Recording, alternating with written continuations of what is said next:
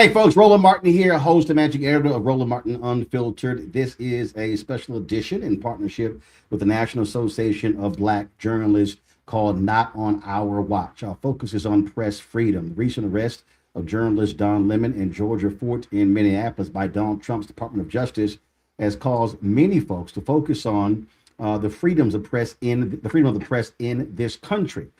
There has been lots of dialogue about this, as we have witnessed these ICE arrests nationally, the protests taking place, and how this administration has frankly been targeting media, not just in the streets, but also in the White House. The attacks on media have been consistent. They have been all over the place. You've seen personal attacks hurled at journalists. This is probably one of the most aggressive administrations when it comes to its treatment of media we've seen since the Nixon administration. Joining me right now is Erin Haynes. She is the president of the National Association of Black Journalists. Of course, I'm also vice president digital on our board of directors.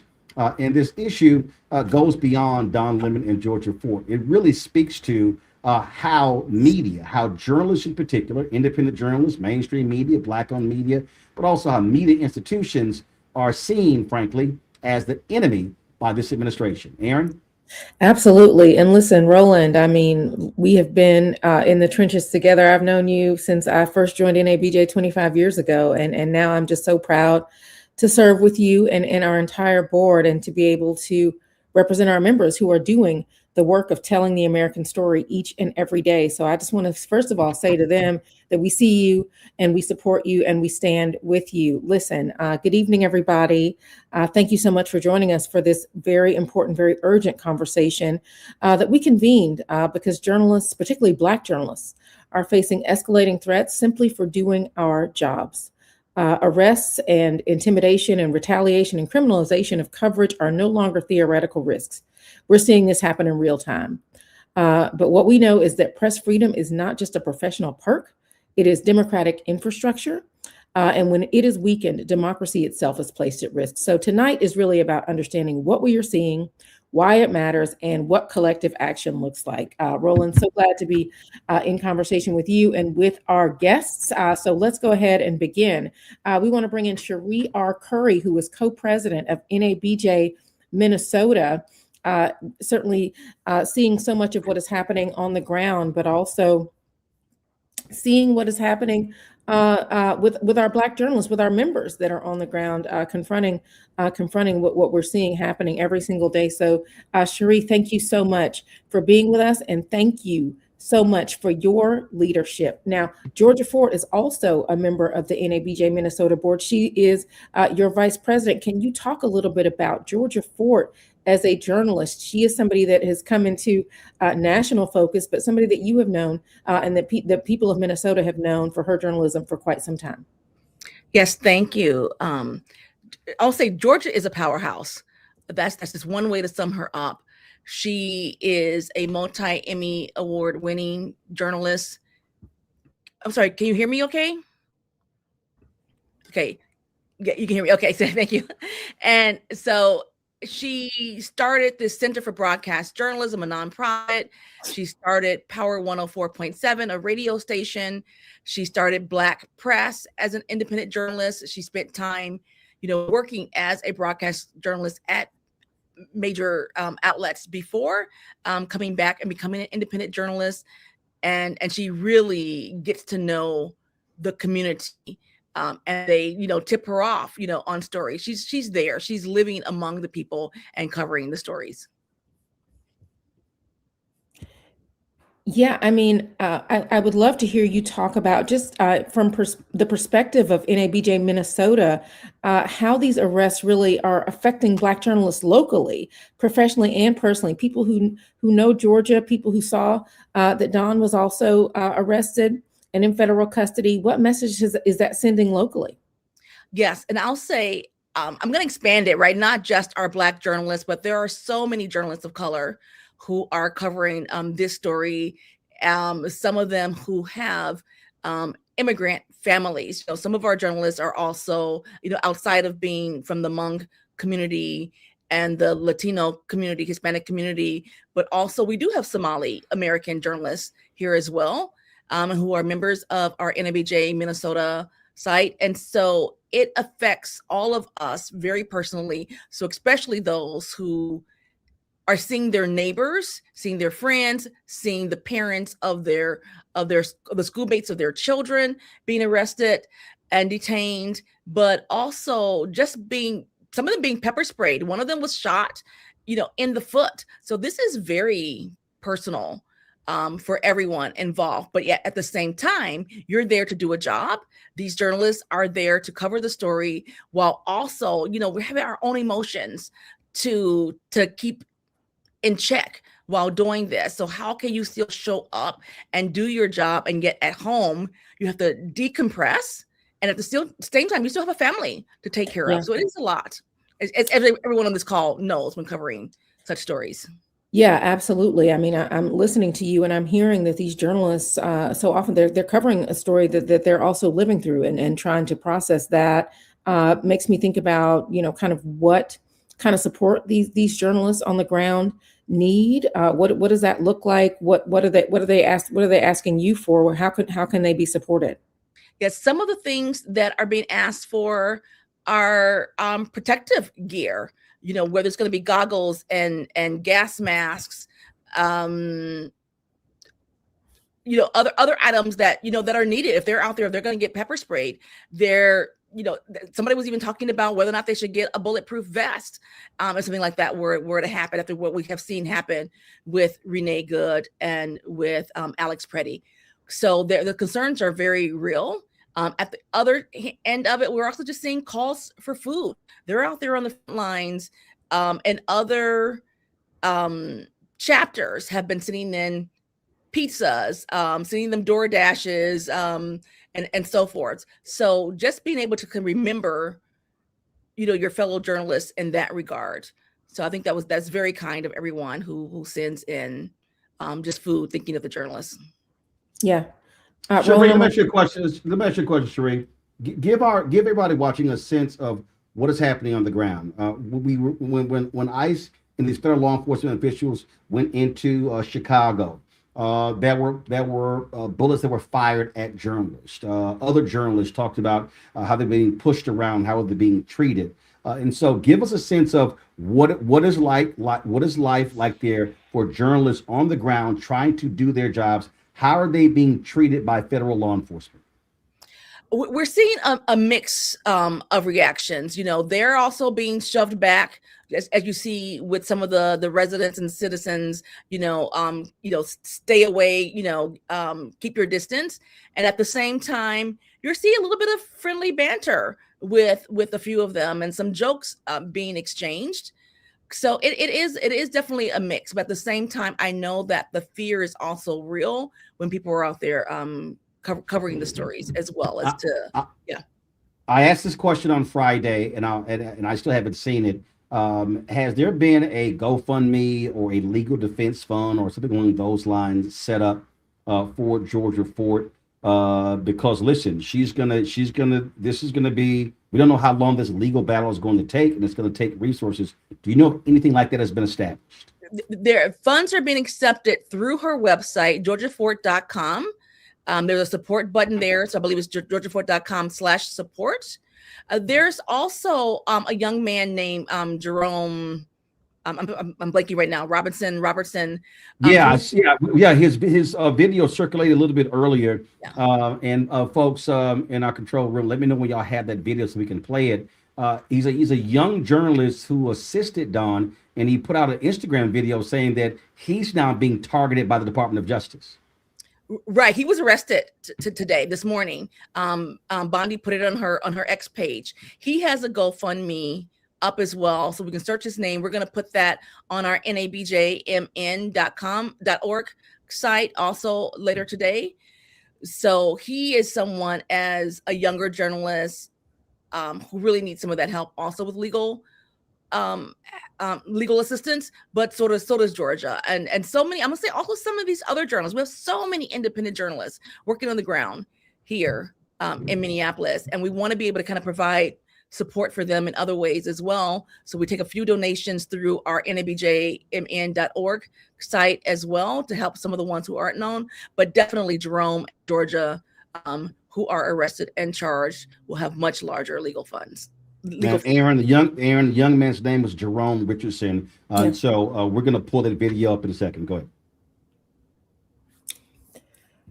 Yeah, I mean, the legal resources certainly seem like a thing that needs to happen. Sheree, I also wonder, I mean, are you hearing from members who, so many people that I've heard from across the country, even outside of Minneapolis, are seeing this and they're saying, what happens next? What about me? Could I be someone that could be targeted in this way?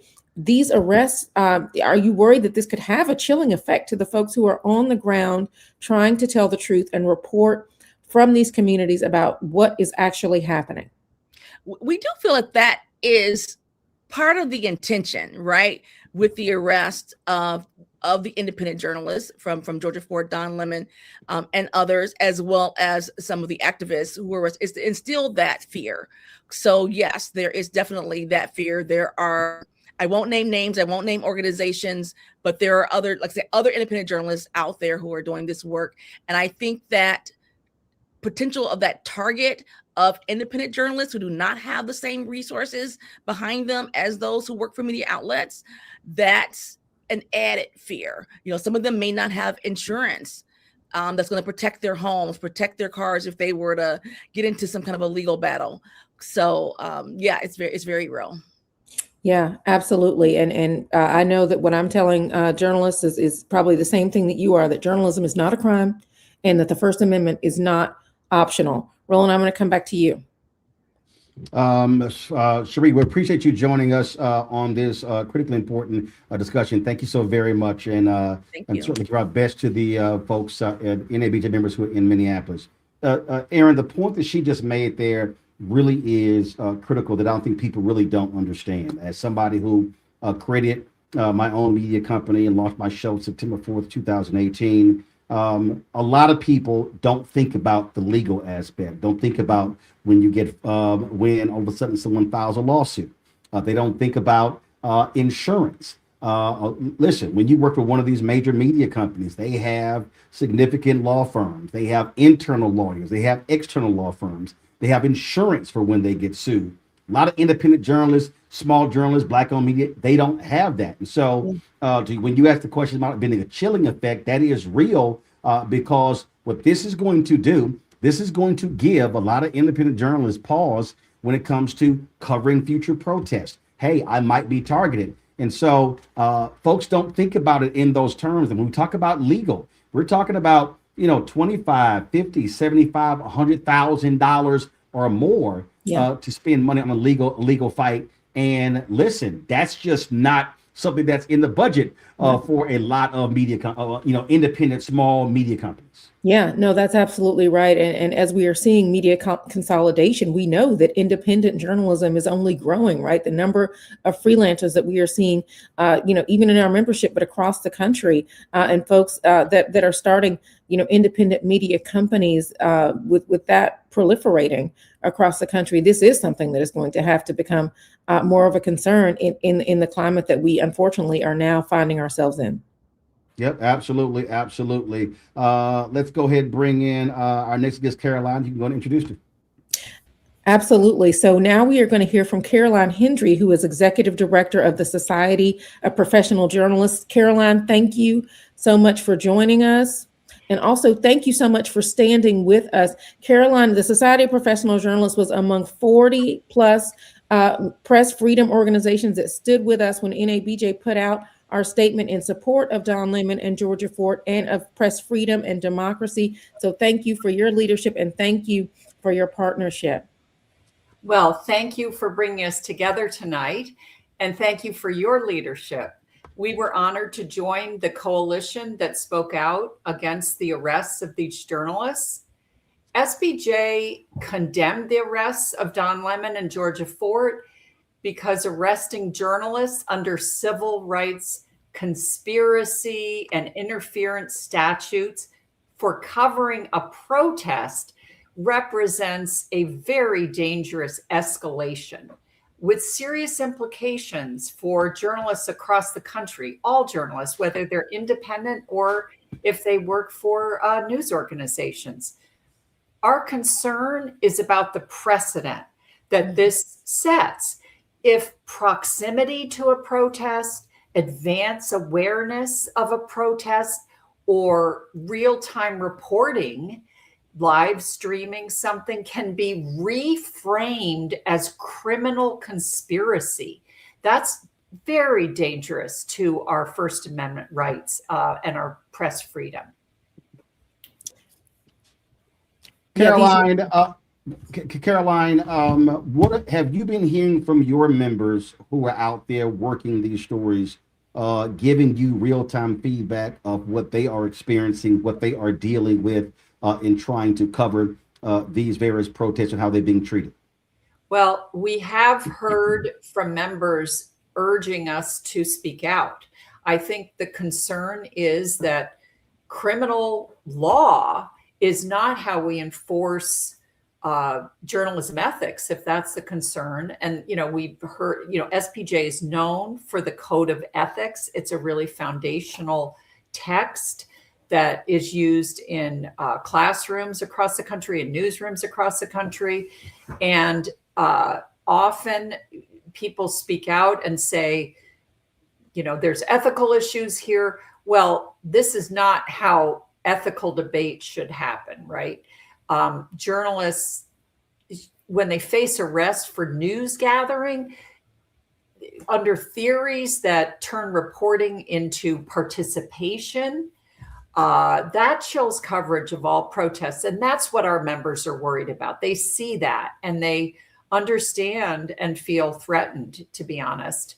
Our members are constantly having to cover protests, civil unrest. Immigration enforcement, as you know, is huge. So what was the focus of this? This was an anti-ICE demonstration, and that kind of protest is happening all over the country, and particularly, Minneapolis, St. Paul now are ground zero, but it's happened elsewhere and will continue to.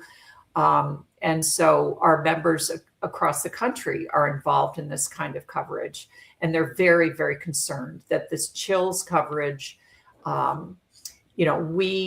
are very concerned as well that this has other implications, even, eroding trust in authorities, charged with upholding the law, and really deprives the public of firsthand on the ground reporting. That's what we're really concerned about, and what we hear from our members who were interested in us speaking out.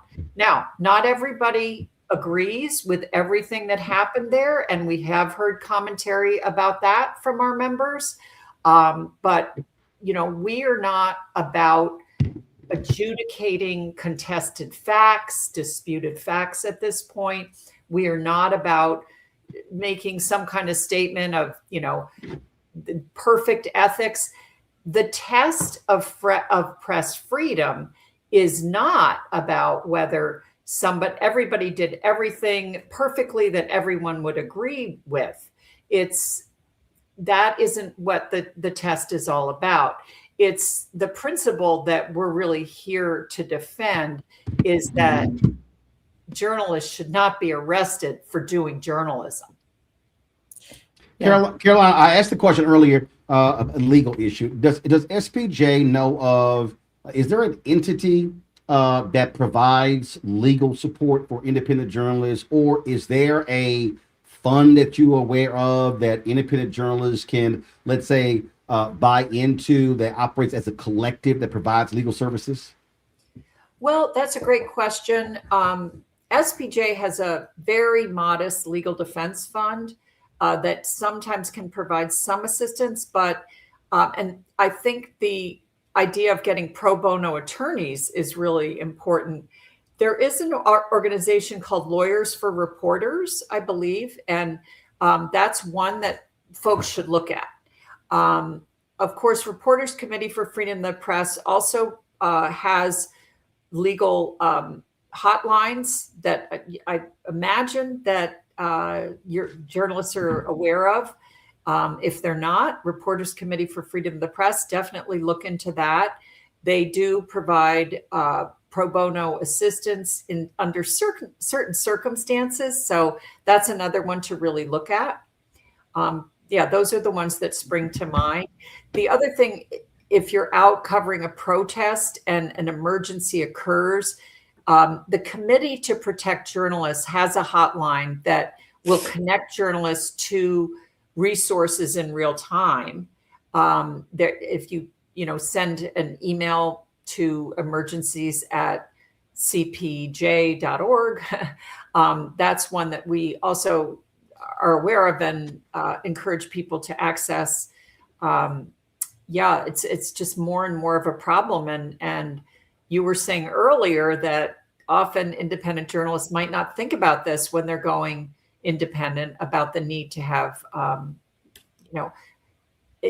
it's one thing to have media liability insurance. It's another to prepare for criminal arrest. Yeah. Those are not the same thing, as you know. So we are entering, this is one of the big concerns about this, that we're entering what feels like a new era.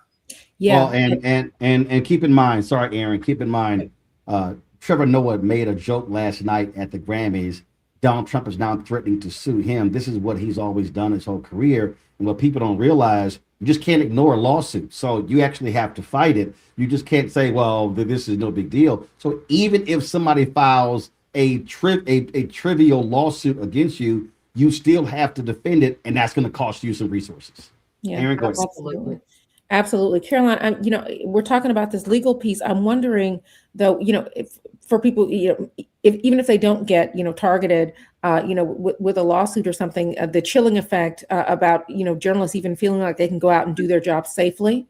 What are you telling your members about how they can do that? And like you said, we know that ICE is only going to continue to be in communities across the country. We don't know what city, ICE could be headed to next, where journalists might find themselves, trying to cover ICE's presence in their city, or, protests that may arise as a result of that presence. How would you characterize the state of press freedom in this country right now, as we're thinking about how that might continue to play out in cities across America? Well, I would say we're here tonight and we are standing up for press freedom. We joined together as a community really strongly last week. So I don't want to overstate the situation, that it's not as though there is no press freedom in America. There is. In fact, the public deserves press freedom. It is about the public's right to know. It's not just about journalists. It's about our whole society and our democracy. So I do think there is a very concerted effort to undermine legitimate, credible journalists and news organizations. It's been going on for many years now. It's multi-pronged. The kind of lawfare that you mentioned is very much part of it. It's trickled down from the highest levels to, communities across the country. So we are facing a great test as a journalism community and as a profession to stand up for ourselves. I've been saying from day one, we need to stick together and stick up for ourselves, and also make sure that we're explaining to the public that we are on their side, that we are trying to do our job and our members are doing their job to bring them the news and information that they need to function effectively as citizens in a democracy. So I would say that we're challenged.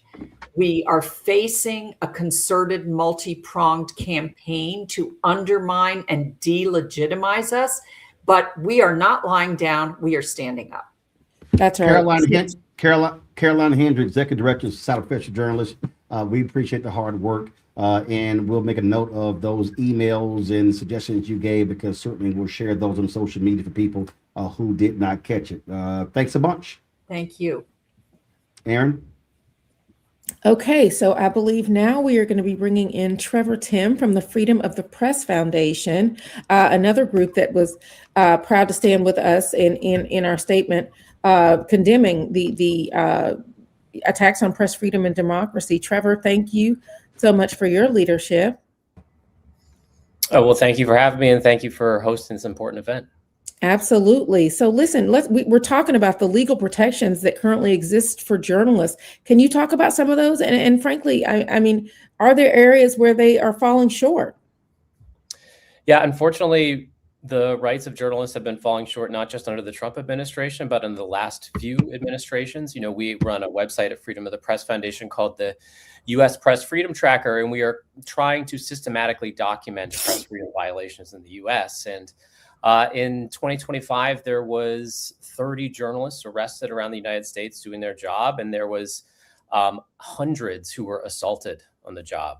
You know, I think the nation has woken up a little bit after the arrest of Don Lemon and Georgia Fort, realizing how outrageous it is that the Trump administration is clearly setting out to undertake a vindictive prosecution, even though that we know that not one but two courts had already rejected the charges before Don was arrested last week. But what I think a lot of people don't know is that this is happening at the state and local level in a lot of different cases. And you know, you can look at Minnesota actually, just in the past few weeks. You know, I'm looking at the U.S. Press Freedom Tracker right now. Just a few days ago, a video journalist was shoved and threatened with arrest by federal agents. Another reporter was grabbed and thrown down to the ground by a federal officer. Another was pepper sprayed. Another was clipped with tear gas canisters. Others were hit with rubber bullets and other quote unquote crowd control projectiles. And go on and on. There's been 19 incidents that have happened in the past 6 months in Minnesota. Many of them have happened just in the past 6 weeks. I want to, can you just expound on that when you say 30, 35 or so journalists? They were doing their job. They were arrested for what reasons? Just for people who don't understand these arrests. Yeah, absolutely. I mean, actually, 90% of the arrests that happened of reporters last year were reporters who were covering protests. So we actually don't count journalists in the U.S. Press Freedom Tracker if they were actually protesting, even though we believe that of course, is their First Amendment right to do so. We only track the journalists who are there covering protests or covering events that people are protesting. Oftentimes in these situations, police start mass arresting people. They are not respecting journalists' rights, even though they're often clearly labeled as press or have microphones or cameras in their hand. We've seen this going back to the George Floyd protests in 2020. Actually, there was over 100 journalists arrested during the George Floyd protests. And in the United States, covering a protest is probably one of the most dangerous things a reporter can do. Now, almost all of these arrests have been illegal. The police have almost always let them go. They will drop charges almost immediately or not file charges. Even if charges are brought, they are usually almost always dropped before a trial, because prosecutors end up finding out that, yes, the First Amendment does apply here and they are going to lose. But of course, there is this huge chilling effect on journalists that happens to. And of course, a huge chilling effect on journalists to just hear about it, like all the journalists that are hearing about this now. And so this case, the Don Lemon and Georgia Fort case is different because the reporters weren't arrested caught up in the moment. The Trump administration purposely has gone after them. They went to one judge who rejected the charges, then they went to an appeals court, and then they rejected the charges again. So clearly this is a vindictive move intent on chilling journalists and scaring journalists into not doing this in the future. Yeah, I mean, Trevor, I'm just struck by what you said there. I mean, in the U.S., covering a protest is one of the most dangerous things a journalist can do. And listen, we know for Black journalists, we disproportionately are covering things like civil unrest, protests, immigration, right? Police violence. We are the ones that are disproportionately covering those. So to hear that means that we are disproportionately at risk for some of that danger. So can you just talk about what journalists should know right now about what their rights are when covering protests or state action? Well, it really depends state to state, because thankfully there have been a lot of lawsuits that have been successful over the past few years. There's one going on in LA right now. There was one, a landmark settlement in Minnesota after the George Floyd protests. Police should be respecting press rights and protests and treating them differently than they are treating everybody else on the scene. Unfortunately, what we have seen is that is not often the case. And with ICE especially, they seem to have no concerns about running roughshod over reporters' rights. Reporters in almost all of these situations are clearly labeled with press vests. They are often standing back from the scene. They have cameras. It is obvious what they are doing. They have a right to film federal officials in public spaces. It's actually another issue that is important to bring up right now, which is the right to record. The idea that ever since cell phones have become ubiquitous in our society, court after court after court has ruled that everybody, whether you're a journalist or not, has the right to record government officials in public places. And what we have seen from all of the cell phone videos, whether it's the horrific murder of Alex Peretti or just the various videos that have been circulating online, ICE is essentially claiming that because cell phone videos could quote unquote dox their agents, that the Trump administration may consider it illegal. So we've seen many videos of people having their cell phones seized or knocked out of their hands, or even ICE agents saying that they're going to put people on a domestic terrorist list because they are merely exercising their First Amendment rights. So there are a lot of safety concerns and worries for journalists or just ordinary people who are exercising their rights. And while these rights have not gone away, they still exist. It is a dangerous situation that everybody potentially is putting themselves in. All right, so I got to go ahead. Let me just go ahead and open up some trouble here. And this is the issue that we also have to confront. And I know, Aaron, you've been out there reporting, and we out there recovering stuff, and then someone next to us goes, "I'm a journalist," and you're like, "Are you really?" Yeah. So, Trevor, let's deal with that, because part of this issue is that, listen, this has really been the case for the last 20 years, and now with social media, it has just completely expanded. This notion of who's a journalist, who's media, who's a content creator. And so there are a lot of people who claim to be journalists. They are not. And so we've seen situations where folks, they want access to red carpets. They want to be in news conferences. And so how does your organization deal with that? Because these things also play out. Look, you've got a lot of right-wing conservatives going, well, oh my God, you liberal media people never said anything when this journalist, Nick Shirley, was reporting on daycares in Minneapolis, and it was kind of like, oh, he's a journalist. So just speak to that. No, I mean, it's a great question, and it's a tough question to answer in this day and age, because the internet, for all of its flaws, maybe some people would consider this a flaw of it too, but it has democratized the ability of people to broadcast news, whether they are a full-time professional journalist or not. The way that I look at it is that everybody has the First Amendment rights to the press. It was not just given to professional journalists. The way that we answer the question when we're tracking whether somebody is a journalist or not for documenting purposes is, number one, does this person identify themselves as a journalist? Do they have a history of publishing information for public consumption? And were they engaged in news gathering at the time of the incident that we're talking about?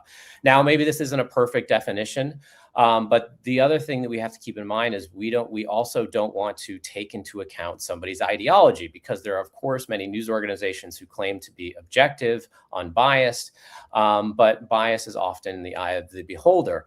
And so there are journalists who consider themselves very left-wing. There are some journalists that even consider themselves very right-wing. But when we look at it, like say they are covering a protest, we are looking at, are they identifying themselves as press? Are they observing, or are they actually participating? And a whole bunch of other factors to try to suss it out. And, you're right. There have been a handful of instances probably where somebody is trying to impersonate the press, but surprisingly, they are very few and far between. The journalists that we talk to on the ground, they may not be making a lot of money doing this, but they are out there day after day, and they're wearing press vests and trying to be very cognizant of the fact that they are not a part of anything they're covering, but they are the ones observing. And so, so far it doesn't seem to matter for ICE agents or anybody in Minnesota. They are essentially taking the sledgehammer to anybody. Trevor Tim, Executive Director of the Freedom of the Press Foundation. We certainly appreciate it. Thanks for joining us. Thank you so much. Elise Lees Munoz is president of the International Women's Media Foundation. Elise joins us right now on this discussion, Not on Our Watch, the attacks on press freedom. This is, of course, a partnership between the National Association of Black Journalists and the Black Star Network. Elise? Hi, thank you for having me. It's nice to be here. I really appreciate the solidarity that all the press freedom groups are showing for journalists in Minnesota. We at the IWMF are primarily concerned about the safety of journalists on the ground. And shortly before ICE entered Minnesota, we held a 100 journalists safety session for journalists. So it really is our hope that journalists are preparing for their physical safety as well as for their psychological safety and, of course, their legal safety. And one of the things I want to stress is that it's so important for journalists to know that there are free resources out there for them to tap, including safety consultations, including legal support, including trauma support. So please, I know that Aaron is aware of all of this work, and at NABJ, I'm sure we'll be sharing links out to journalists on the ground in Minnesota who can access all of these resources. Yeah, I mean, Elisa, I'm so excited to be, in solidarity with you and in partnership with the International Women's Media Foundation to be thinking about how we get these resources to members. So much of this, like you said, is free that you all are providing for journalist safety. And I just wonder if you can talk about, because you have been doing these safety trainings in the United States. These are the kinds of trainings, these are the kinds of things that your organization has been thinking about for journalists outside of this country, journalists that are covering conflict, that are covering war zones, frankly, in other countries. Can you just talk about what that looks like to now be thinking about having to do that here in this country, and what message you think that sends? It's truly heartbreaking. We've been conducting hostile environments training for decades around the world. And in the past, I would say 5 years or so, about 85 to 90% of our safety work is in the United States. We are engaging in a nationwide safety training program. We're trying to train journalists to leave them behind in their communities. And the need is so astounding. And like I said, really, truly heartbreaking that we've had to turn inward and focus most of our work in the United States. Aaron, it's the first time that a person's immigration status has been included in our analysis of risk of a journalist. I mean, imagine where we've come. Yeah, absolutely. And just to follow up on that, I have to ask about the impact to women journalists. How are women journalists uniquely impacted by these threats? And what support systems are the most urgent? Well, I think what we're seeing is a real misogynistic approach to this administration. The threats, the harassment, the attacks online and in public are very gendered, and they are meant to send an additional message in addition to the media being perpetuated as a source of mis and disinformation. Women are belittled and shamed and set out as part of the problem. It's the first time we're hearing, this attack on wine moms, to name just a few. So I think that this falls into a general pattern of misogyny that is being pushed out by this administration, which is all part of a right wing and fascist playbook. Yeah. And we've seen, a pattern of attacks on Black women journalists as well, in certainly this term, but in the previous Trump administration as well.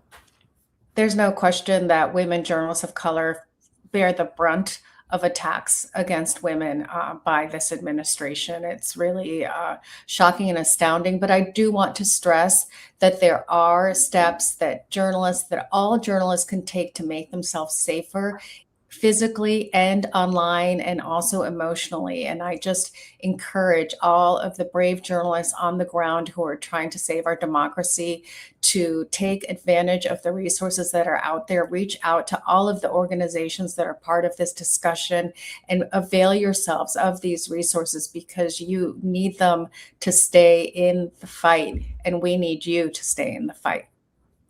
Well, Eliza, thank you so much. Just to let people know, if they are looking for those resources from IWMF, how can they find those resources with your organization?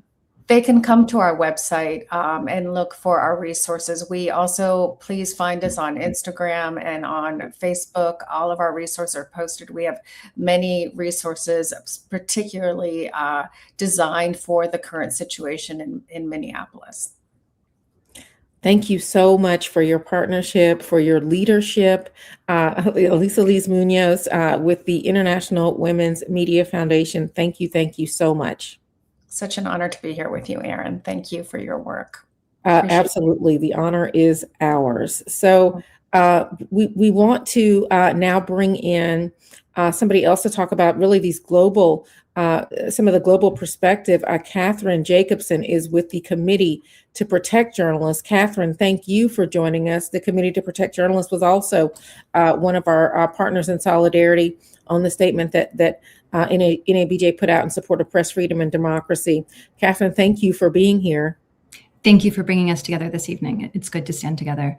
The Committee to Protect Journalists is an independent, nonpartisan organization that for more than 40 years has documented attacks on journalists and defended the right to report freely and safely around the world.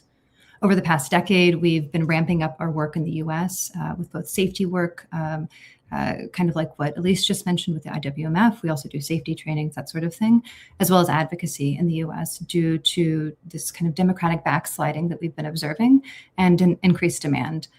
The arrests of Don Lemon and Georgia Fort mark a deeply troubling escalation in the treatment of press in the United States that we've been documenting at CPJ and trying to push back against. And these carry serious implications far beyond just the individual cases of Lemon and Fort. From CPJ's global research, we know exactly what happens when this line is crossed, when journalists are charged with felonies and when reporting is criminalized. The way the press is treated is frequently an indicator of a healthy democracy. In the United States, the free press is imperiled and democratic norms are eroding. The implications of this case are both international and domestic, though. U.S. actions shape global norms. When American authorities prosecute journalists for covering protests, it sends a message to governments everywhere that this behavior is acceptable and that free press is conditional, not fundamental. It also makes it much more difficult to advocate for imprisoned journalists overseas, right? If the U.S. is doing it, surely it creates a permission structure, for those authoritarian rulers overseas who would do the same. And then there's also a domestic reality that we cannot ignore. Journalists in the US, particularly independent reporters and journalists of color, as we've mentioned, have increasingly been arrested, detained, or assaulted while covering protests in recent years. And this shift is very dangerous away from the kind of democratic norms that we previously enjoyed to a certain extent and freedom of the press that previously existed. We have moved away from that. And these distinctions really matter, right? Because it sets this tone for both how reporters are going to be treated and also how the public is going to be informed about what's going on in the country. If journalists are forced to weigh legal jeopardy every time they cover a protest, fewer stories will be told, fewer abuses will be documented, and the public will know less, not more, about what is happening in their own communities. At CPJ, we want to be unequivocal about what we're calling for. The charges against Don Lemon and Georgia Fort should be dropped immediately. Federal, state, and local authorities should reaffirm clearly and publicly that journalists have the right to cover protests without fear of arrest or prosecution. And the United States must recommit to international press freedom standards that it has long championed. And as a final note, I wanted to add that CPJ offers free safety training, we work with the IWMF and a group of other partners to help provide that. So please reach out via emergencies@cpj.org if you or your newsroom need help. And I just wanted to close with, the fact that press freedom is not about protecting journalists as a special class. It's about protecting the public's right to know and our access to accountability for the government. So thanks. Yeah, that's exactly right. And I understand that CPJ also has a hotline, right, for journalists that they can contact. Can you talk about the hotline and give them that information as well? So emergencies@cpj.org is the general safety inbox that we have, and we triage from there. So we work with a series of partners, including the Reporters Committee for Freedom of the Press. They have a great legal hotline if journalists need specific legal guidance. We also work with PEN America, Freedom of the Press Foundation, Trevor Tim was just on, as well as the IWMF to kind of help direct the needs the best. So.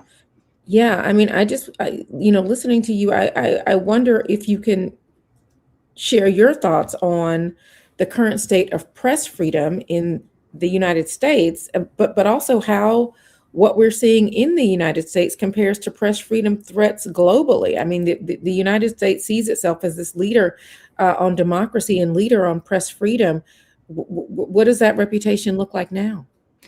The days of U.S. exceptionalism are over, right? I mean, it's fantastic at CPJ to be able to talk to my international colleagues. It's also quite frightening to hear what they have documented overseas, right? This kind of slow then fast authoritarian creep. It's like a frog in the pot of boiling water. You don't realize just how bad things are until it's perhaps too late. And so I think as Americans, we really need to look abroad, to look at the examples of what's gone on in Hungary and in Russia and in other countries where there is not media freedom, or where there's corporate media capture to the point where it's very difficult for independent reporters to function, and to think about what we want here, right? And also for journalists to be able to relate to the public as to why it's so important, right?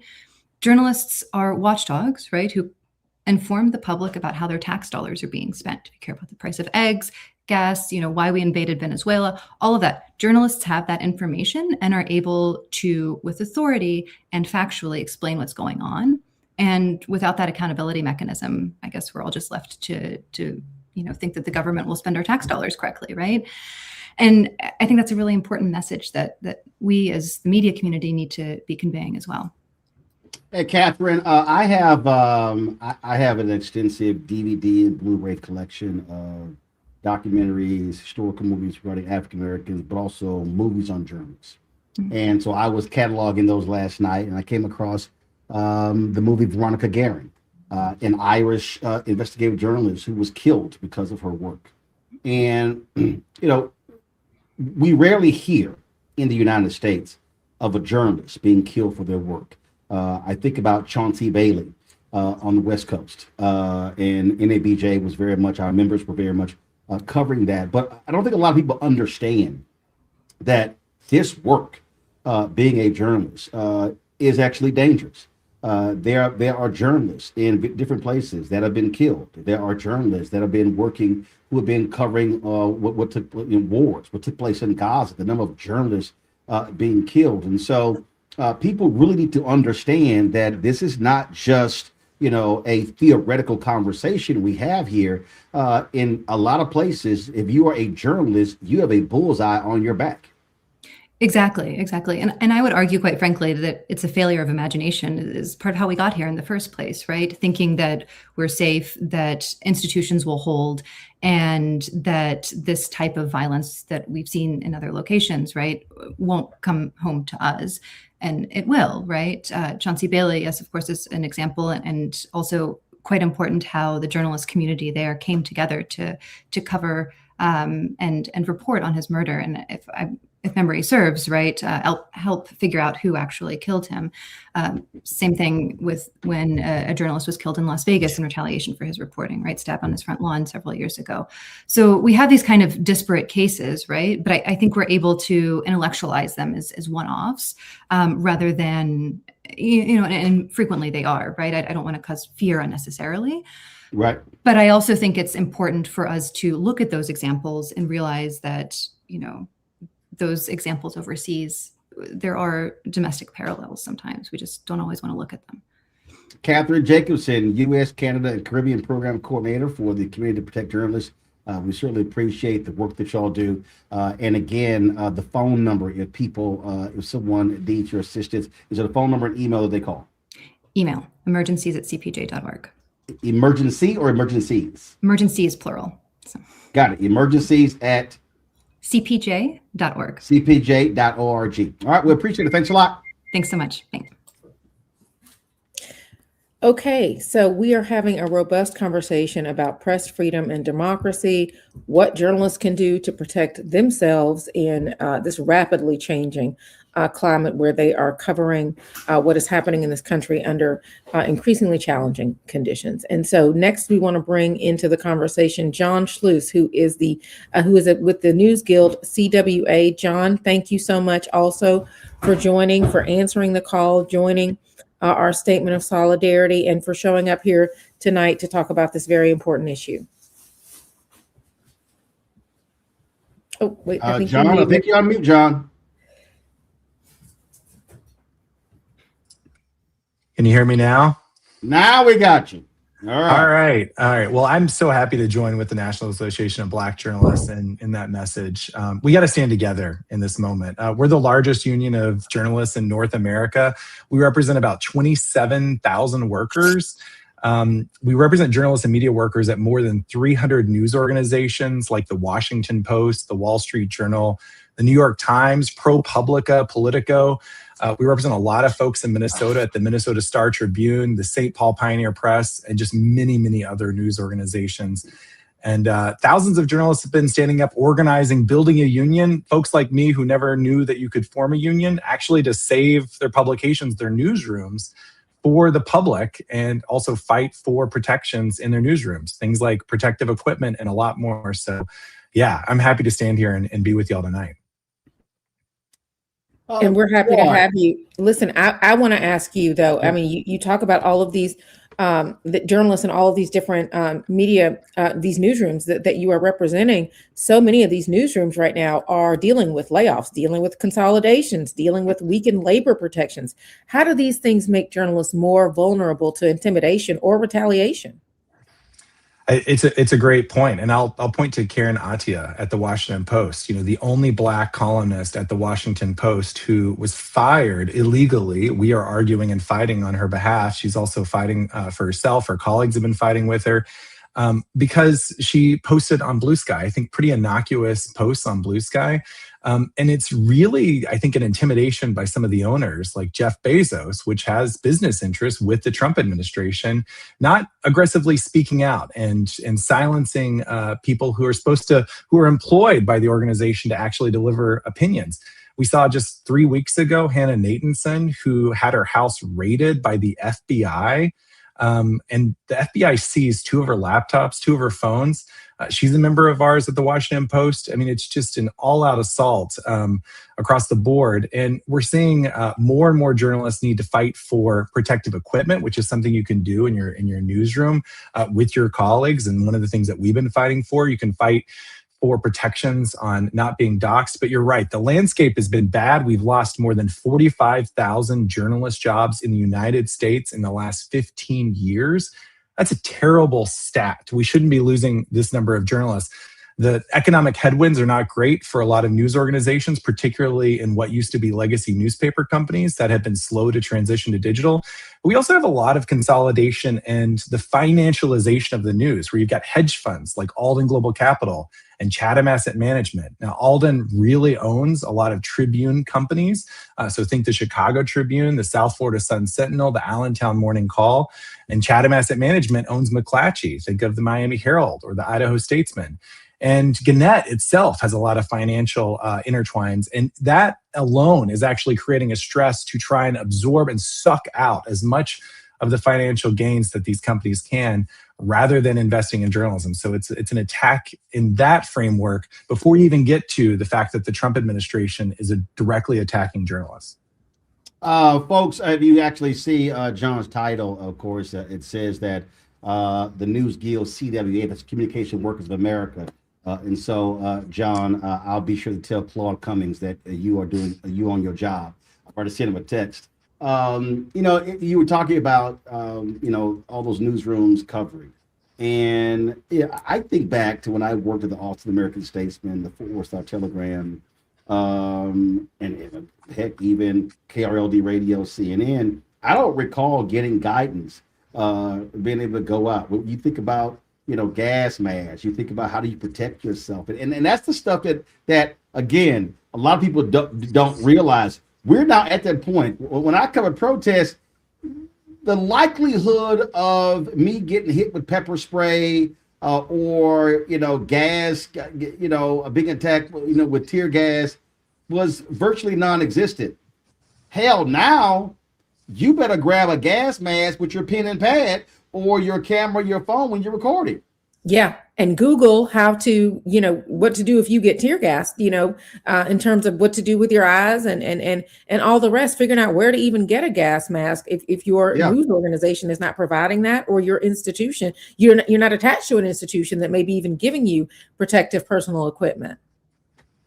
Yeah, it's a huge issue. And it's sad because journalists shouldn't have to think about this. We just want to do our job, right? We have this wild itch to go out in the world, find those stories, and then bring them back to the rest of the public. And so we don't typically have to think about safety, but more and more we do, because we're seeing the way that federal agents are attacking. You had Trevor on earlier talking about the violent police response in the aftermath of George Floyd's murder.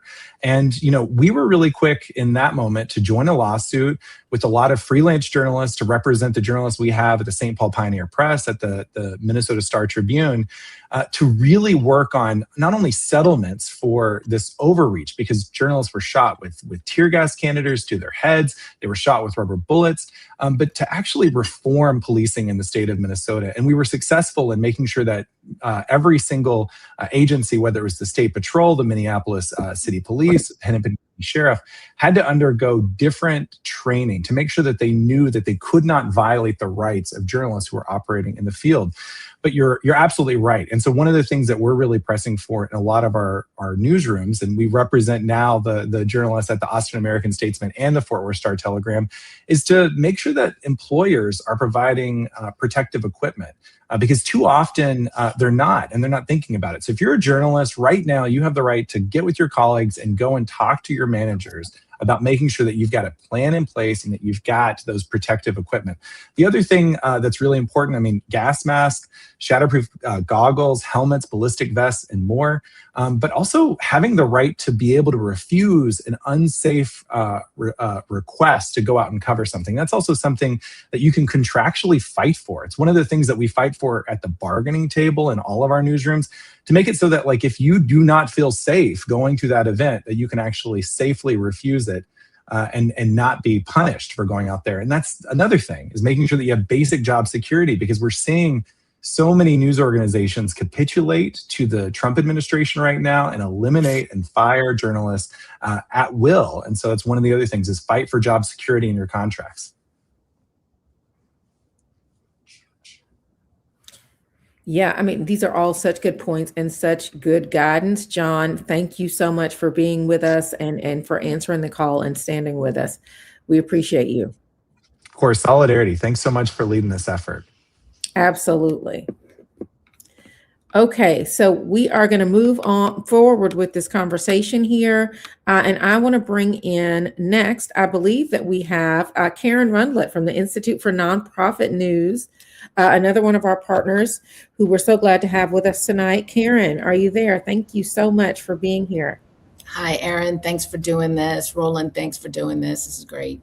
Absolutely. And I want to talk about one of my favorite topics, nonprofit newsrooms, and the role that nonprofit newsrooms can play in really preserving accountability journalism, especially in hostile environments.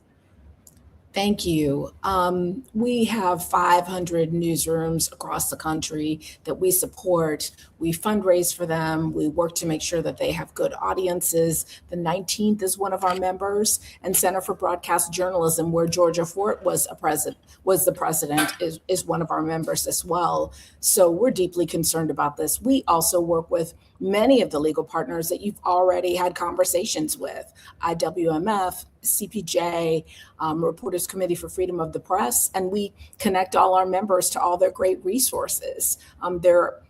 There are attorneys available. We offer delete me licenses so that you can scrub your private information from the web so that you're not doxxed. And I just want to say as well, reporters are walking the streets now. We're in touch with our members from Minneapolis, Sahan Journal, and on one arm there's a Sharpie with an immigration attorney and a name and a phone number on one arm, and the Sharpie on the other one is the First Amendment lawyer's name and a phone number. So that's kind of what's going on today at INN with INN members. Yeah, and Karen, there's somebody in the chat that said maybe journalists needs to have private police protection too. Police on police. Let's see how that works. We've seen that. I only see that on the network level and really large media entities. Mm-hmm. That ain't possible for nonprofit newsrooms. No. Yeah, I mean, look, the thing is that we're trying to make sure that our members, some of them are small, some of them are larger. ProPublica is a member. That's a larger member. The 19th is a good sized newsroom as well, but there are smaller local newsrooms certainly. And we do make sure that they have attorneys to reach out to. And very important is media liability insurance. So that's something that they really have to do. But we do connect them to lawyers, pro bono lawyers, when they're in trouble. Yeah, I mean, Karen, just listening to you describe this, I mean, I'm wondering your take on the state of press freedom in this country and the message that these arrests send to the folks, the kind of folks that are in INN, and what are you hearing from them about how they're thinking about this, how they navigate this moment, and how we do our job safely? Sure. Well, you know, like I said, we're trying to make sure that they're physically safe, that they're digitally safe, because there are also a lot of attacks online. Alisa was on the town hall before talking about specifically for women and people of color, the horrible offensive attacks online. So the things that our members are really concerned about actually are very much around covering protests, immigration coverage, protecting their staff and their sources. There are a lot of creative workarounds that people have come up with to make sure people aren't alone going into situations like this, to make sure they have conversations about who they can call. You know, I mentioned, of course, you know, having phone numbers, having phone numbers with you at all times to be able to reach someone. Also then, and making sure that their resources to manage and process the trauma of all of this. Well, you're absolutely right. The trauma is a real part of this, and people have to deal with all of that. And so it is not easy, but many of these journalists are out there doing their job and doing it quite well. If folks need to read, if people want to join your organization, if they want questions, where should they go to get information? INN.org, the Institute for Nonprofit News. We call ourselves INN. And I wanted to mention before, Roland, you were talking about credentials and the difference between a creator and a journalist and an influencer and who's who in these times. We make sure we do vet our members, and they do have to be producing original original reporting. It can't be somebody who just puts together lots of news releases on a website. They do have to be doing original reporting. They do have to be independent. And they do have to express that in certain ways and demonstrate that in certain ways. And they have to be transparent as well. So we actually do credential them. And, that's something that we can really stand by. We can say, you're an INN member, and we do provide credentials for them as well.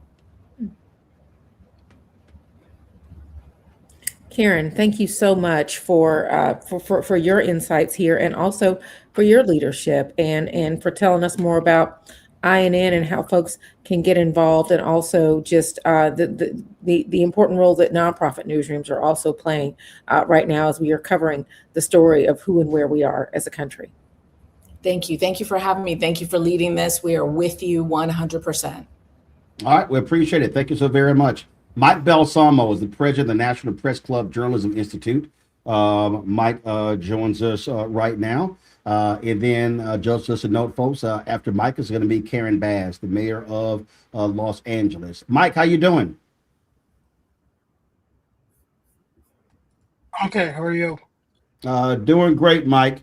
Again, what we are dealing with this recent arrest, Don Lemon, Georgia Fort, even before that, how press was being treated, how this administration has frankly made it clear that the press or the non-right-wing media entities they call their friends, that everybody else is the enemy.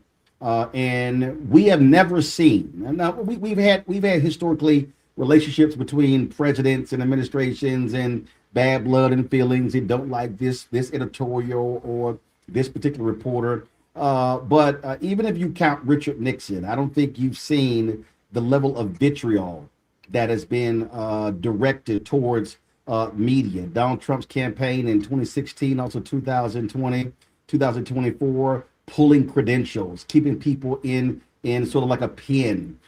Just the treatment, again, deciding, upending press pools, who sits where in the White House press room as well. It's been a direct attack on the free press of America.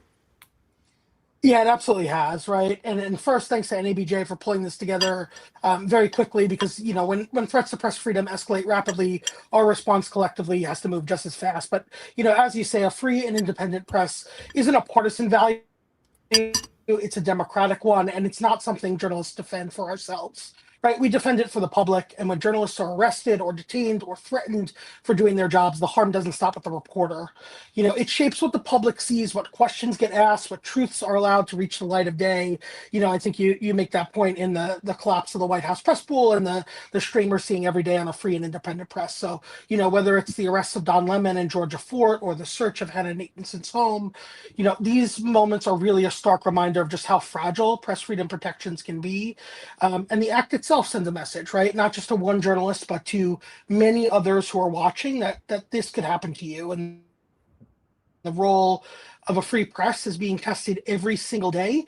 I think we've heard that quite a bit on this call, sometimes loudly, sometimes subtly, but always persistently. We've seen growing pressure on journalists in legal settings, in the field, online, and overseas. We've seen that trust strained, resources stretch, the pace of change accelerate faster than any of us would like. And it's not isolated, right? It's happening around the country. We've heard that again tonight here in cities, both big and small, at protests, at public meetings, in newsrooms themselves. And it's happening to everyone, to staff reporters, to freelancers, to independent journalists. And, as we know, reporters shouldn't have to calculate personal risk just to ask questions, to document events, or to bear witness. When reporters are silenced, it's the public that's kept in the dark. And that's why, to your point, a strong, free, and independent press is how the public learns what's being done in its name. It's how power is checked. It's how abuses are exposed. And it's how communities stay informed. And so, at the National Press Club Journalism Institute, we believe journalist safety and press freedom are inseparable from strong journalism. We have an integrated professional development and press freedom work with our Press Freedom Center, where we provide safety resources and emergency assistance program, real tangible support for journalists and their families when they face real risk, because defending journalism means defending the people who do it. That also means folks who are facing themselves immigration challenges or who are, covering protests in their own communities. And that's why solidarity like this matters, and why organizations like, NABJ and the National Press Club and our press freedom groups across the country need to speak early, clearly, and together. And it's why a town hall like this really matters, because when journalism chilled, it's the public that pays the price, and democracy is weaker for it. Yeah, I mean, Mike, you're making such a good point, and it's so good to see you, my former colleague, my friend. Likewise. Just talk about. I mean, because you all were among the first to respond, to answer the call, to stand with us. The responsibility that you see journalism institutions have to speak collectively when press freedom is under attack. The importance of that strength in numbers. Yeah, absolutely. Silence in moments like this really creates uncertainty. And, when a collective press freedom group doesn't respond, it sends a message that pressure on journalists is acceptable.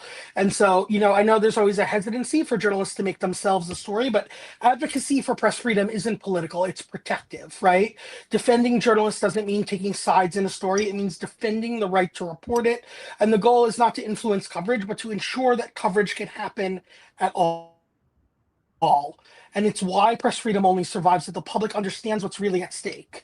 It's really just so important that we reinforce this message that people don't need to agree with every story or, agree with the journalists who are covering it, but they need to believe that journalists should be able to report freely, because an informed public is the strongest ally that we have for press freedom.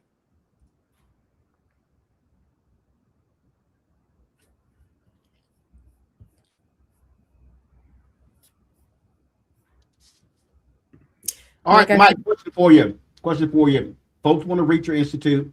They need assistance. How do they do so? Yeah, you can reach the National Press Club at press.org. It's really simple.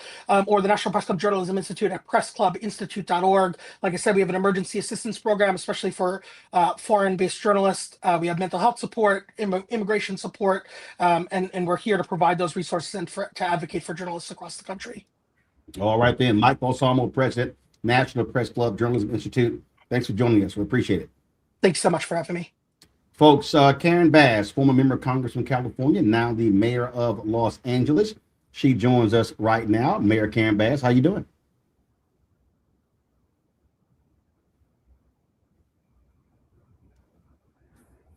All right, let's pull the mayor into the show. Mayor Bass, your camera is not on. So we need to get your camera on, Mayor Bass. All right, so let's do this here. We're going to quickly, get the mayor and her camera on. I want to bring in Rashad Robinson. He's an advisor for the Committee for the First Amendment. Rashad joins us right now. Rashad, how you doing? Rashad, now you ain't, no, Rashad, you done television way enough times. No, turn your microphone on. No, you on mute.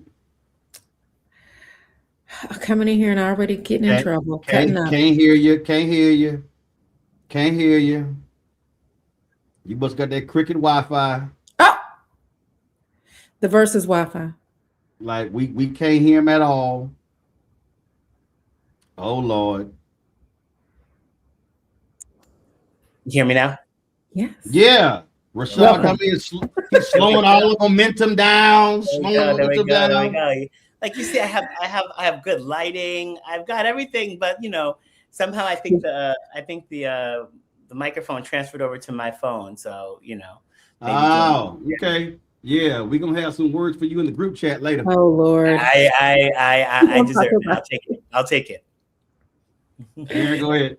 Yeah, well, listen, thank you, Rashad, for being with us, and also for all the work that you have been speaking out against press freedom.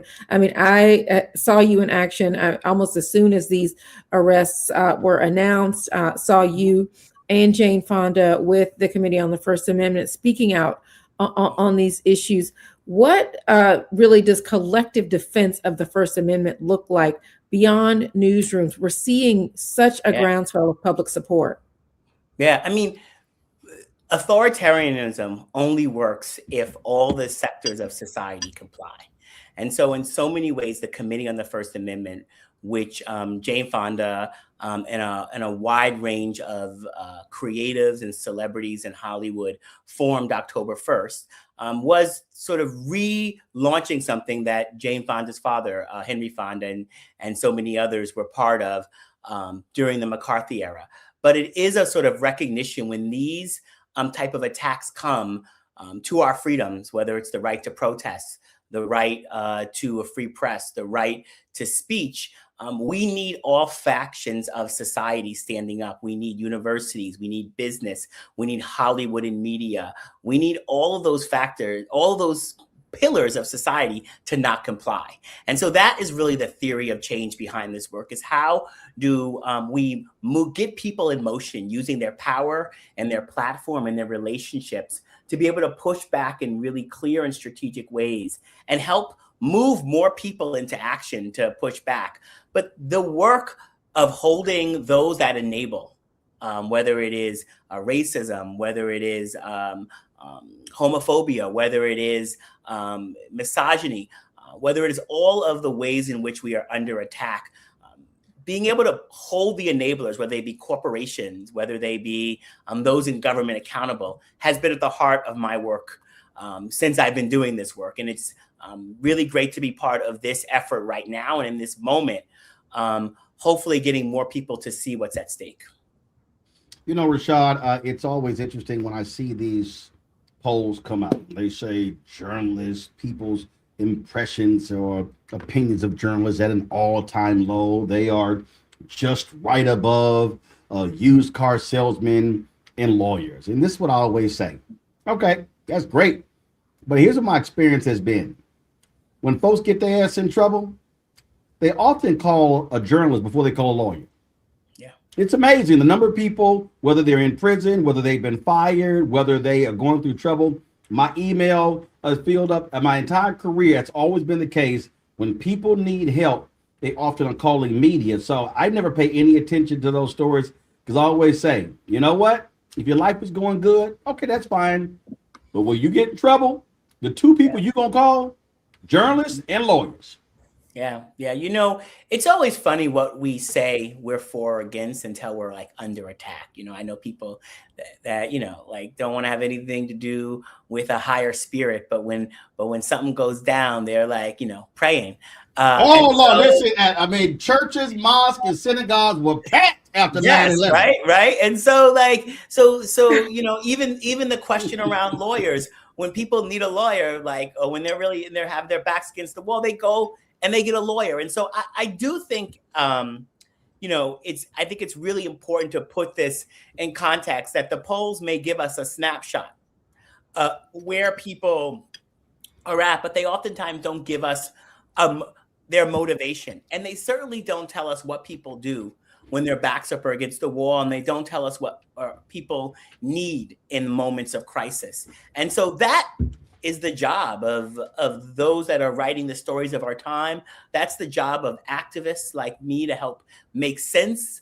So whether it's journalists or people who are trying to motivate people to action, we are the ones that are often trying to make sense of how the world looks and giving people, whether it's the information as journalists do, to be better citizens, to be better informed, whether it's or the work that I try to do every day, which is help people figure out how to take action in the most strategic ways. This is part of the work. And I think for people who are sort of watching what's happening at home and maybe think they're sort of a step removed from what they can do or how they can engage, one of the ways you should be thinking about all of this is that you probably have a job or maybe know someone that has a job that has a pension fund.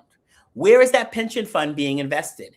You may have went to a university, has an endowment. Who's investing that endowment? Is Bill Ackman investing in, or is it being invested in places that are working against your power? Like, these are all opportunities every single day that we begin to take on those that are enabling this moment we are in.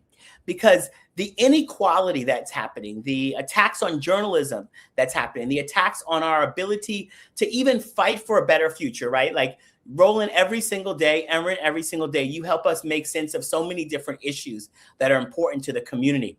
But the issue of the First Amendment is not simply like about whether or not we care about this issue or that issue. It's about whether or not we even can fight for the things that we care about, whether we can even raise our voice, whether we can even push back in moments of crisis. And so that for folks who are like paying attention, we all have a role in being able to protect our ability to fight for a better future, to fight for the things that we care about. Yeah, I mean, I think that's exactly right. And why you're seeing this so much of this public support, because people are understanding this is not just about any one journalist, about any one protest. This is about the public's right to know. And so now that folks are increasingly engaged and paying attention to this issue, it is important that they have kind of the tools and an assignment, frankly, for them to know how they can support trusted messengers in their communities, and how they can be getting and committing to, getting accurate and honest information. Yeah, I hope that people visit our Instagram at 1A Committee. I hope people will sign up or go to the website actually and just check out what we're doing. This is really a committee for those who are in the industry, in the Hollywood industry, who are making content, writing, producing on air, on television and movies.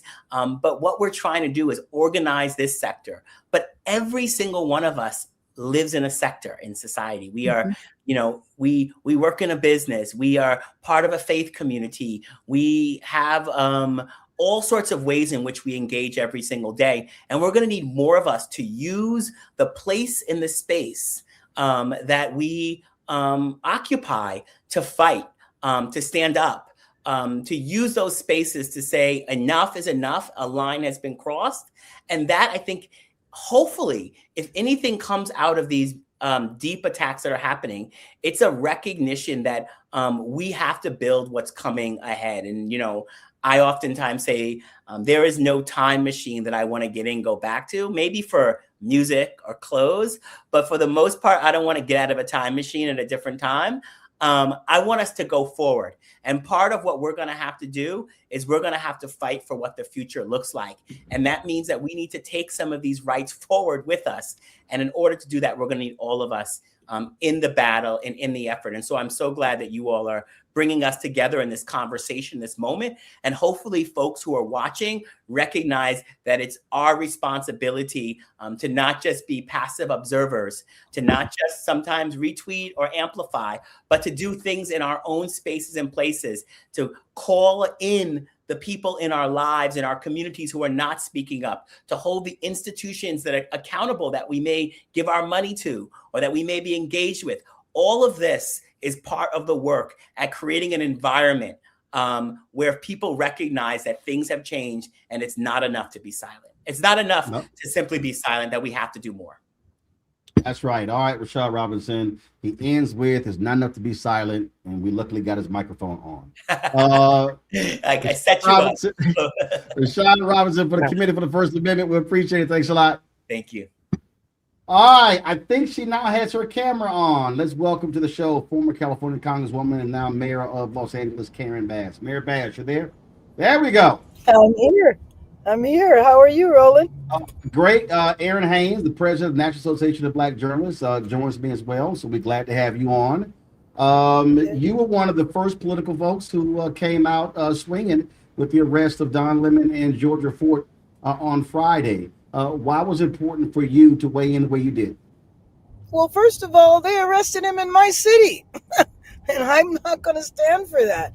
I mean, it's just, just when you think you thought you've seen it all from this administration, you see something like this. So now, as far as I'm concerned, all of you are at risk. And the whole organization, the National Association of Black Journalists, and I know you're all looking at this, but one of the things that a number of us were talking about, at least in California, the Black elected officials, is how do we help you guys build a legal defense fund? Because, how is it that in Minnesota, which is, a state that is overwhelmingly white, and that protest, which to me didn't look too diverse, you get 2 Black journalists arrested. And in total, there were 4. And I just, again, just when you think you've seen it all, we see more. But I'll tell you, one of the things that happened here is something we need to think about too. Not necessarily journalists, but Keith Porter, the fact that he was killed by off-duty ICE agents, it made me realize that we probably have thousands of off-duty ICE agents or agents of the Custom and Border Patrol. They're doing such a massive recruitment, and that massive recruitment, they're fast-tracking people through recruitment and training. So we're going to have all of these rogue individuals in our neighborhoods. We don't know what kind of training they've had. And you think about Minnesota, they have a police department of 600, but thousands of various agents there that pretty much overtake the local law enforcement. And so we don't know what kind of standards or training they're coming into. And so we need you guys reporting this story, in ways that are so important now, that even more important in the past. But we also got to make sure that you guys are protected. And I worry about you freelancers, that you don't have an institution that's going to pay your legal bills or help with you. Well, to the point you just made there, I had the vice president of the National Organization of Black Law Enforcement Executives on my show Friday, and he said one of the problems that they face is that ICE is coming in, or federal law enforcement are coming in. Case of Minneapolis, 3,000. That's far larger than the actual Minneapolis police force. And he said the problem is they're causing problems for us that we then have to clean up, and they also concerned that they get mistreated by the very same people. So they actually mistreat the local police. Look, when the National Guard was here, we have Latino members of the National Guard that when they were off duty and out of uniform, got pulled over by other National Guard. I mean, this stuff is just so out of control, and it's just so racially targeted. We have a police department here in Los Angeles that's almost 50% Latino. So now the police officers have to worry. Don't go home from work without your uniform on. Yeah, that is definitely part of where we are right now. I'm listening to you, Mayor Bass, and I'm hearing you thinking about how local leaders should be thinking about how to balance public safety and press access, especially during protests or civic unrest. I mean, do you see, are you talking to even other mayors about what message to send to law enforcement about journalists' rights right now? Well, yes. I mean, the mayors always talk with each other, always get together. And what's been happening in LA is happening in Los Angeles County. It often gets covered and people think everything is happening in the city. But our county has 88 cities in it. And many of the cities are majority Latino. And so you have a situation here where mayors and everybody else is vulnerable. It's really, the only word for it is just out of control. And we just don't know to what depths that, they're going to go. So yes, talking to our local law enforcement. But again, in some situations, the local law enforcement is overrun or preempted. Well, it is certainly raised. These arrests have certainly raised the people's attention in terms of what is going on, not just with what ICE and federal law enforcement is doing in cities, but really the treatment of journalists. And that's the thing that we're most concerned about, especially independent journalists, to your point, Mayor, the folks who don't have major newsrooms, that don't have law firms, that don't have legal advisors, and they're sort of out there on their own. And a lot of the great work really that we're seeing, it's not coming from ABC, NBC, CBS, CNN, Fox News, MS Now. It's coming from very small, localized journalists who are putting their necks on the line to get us what's actually happening in the streets. Absolutely. And I think more and more as we watch broadcast media kind of fade out, we do have, that's why I worry about you guys, because you don't have institutions. I mean, for example, I have multiple federal investigations going on. They're investigating me for everything under the sun. But as mayor, I have a city attorney. I have legal backing. And, Don Lemon, he's going to have to deal with absorb these expenses on his own. So what do you guys do? I don't know if the National Association of Black Journalists actually has a legal defense fund, But I do think that we all have to begin to think about that now. Yeah, well, that's one of the things that we're talking about, partnering with others as well. And so we've had those experts who've been on this town hall. Mayor Karen Bass, we surely appreciate it. Thanks a lot. Always good to see you, Roland. Thank you very much. Folks, we're going to bring in a couple of folks right now. We're going to bring in Nick Valencia, founder of NVN. He's an independent journalist. Also bring in Vanessa Maria Graber, Senior Director for Journalism and Media Education. Glad to have Nick and Vanessa on. Nick, you've been out there on the ground. Give us a sense of what it's like for an independent journalist having to cover these stories with the type of pushback you're getting from federal law enforcement and ICE. Yeah, I'm so grateful you guys are highlighting how important independent media is, because I was there on the scene after Alex Pretty had been killed within probably about 15, 20 minutes. And it took about well over an hour before I saw any of those big cameras show up. That was the power right there of independent media.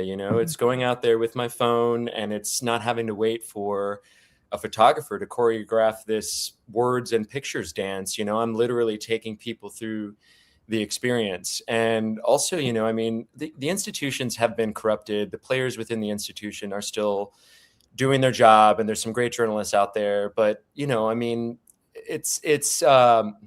I launch myself to these stories. We don't have to wait for the approval of an editor to think it's good enough to buy in. We just go and cover what we think people will care about. And right now, a lot of people, I've been consistently covering immigration, consistently covering social justice issues. And, what I've seen change is this sort of type of military tactics that are used out there to confront activists, and it's really elevated and escalated. And as I see it right now, there's sort of four pillars to all of this. There is, of course, the persecution of people of color. There is the killing, and some would say murders, of allies of those people of color. There's activists that are actively organizing and meeting what they call fascism at its front steps, going and traveling across the country. There are paid demonstrators, but not in the way that you might think, not by George Soros, but people who are older, a lot of military veterans who are not able-bodied, who are supporting these activists to go across the country. And the last part of it is what I experienced, and that's the infringement on press freedom. And, journalists, not just independent journalists, we're easy picking, but journalism writ large, the administration has a problem with us shining the light on what they're doing. Yeah, Nick, listen, I'm hearing you starting to talk about, how really threats to press freedom show up differently, right? When you don't have the backing of a large institution. I'm wondering if there were other independent journalists on the ground, other folks in Minnesota that you heard from about what those arrests signal to them. I think that's what the administration wants us talking about. They want us to feel scared and talking about this and sort of panicked. That's how I used to think words like fascism were too dramatic, right? I used to sort of cringe myself at people that brought that up. But, when you sort of look at the elements of what's happening, it's already happening. Just the idea that we have this paranoia as independent journalists and feel uncomfortable or feel that potentially there's going to be a knock on the door. I know I wasn't alone on the day that my friend got arrested, Don, and Georgia Ford and two others. And I wasn't the only one that was making plans if that happened to me. And that's what, that's when the fear wins. But there is, a lot of hope to be, a lot of hope to hold on to. There's things that are called Bivens lawsuits. It's a 1982, 1983 Supreme Court case that allows everyday citizens to sue federal agents for violating their constitutional rights and seek monetary damages. There are efforts being made on the ground to amplify messages of what's really happening. And I think the role of independent media is quintessential to that, to amplifying those messages of people on the ground that are really tired of, these disingenuous, not authentic, overly caked up makeup and hair gel, and really nice suits. People just want the truth. They want to know what's going on, and they want to know also, look, I'm not making any mistake. I'm standing up for the undocumented community, but I think what I'm doing is the most American thing possible because I'm standing and leaning into the First Amendment. I do what I do because I love this country, not because I hate it. I do it because I think journalism is a moral beacon and should be moral clarity. And that's what we need right now in this country. Vanessa, I travel around the country. I do my show a lot, and I often will do a show from HBCUs, and I'll have students assist me from different universities. There's a young man, Jerome Richardson, who's now been arrested. He was a student who actually helped Don Lemon. This was the plea that he posted on social media, and I want to talk to you on the flip side about that, because now you talk about chilling effect. Now, if you are a student who wants to be a journalist, this is what you may be facing.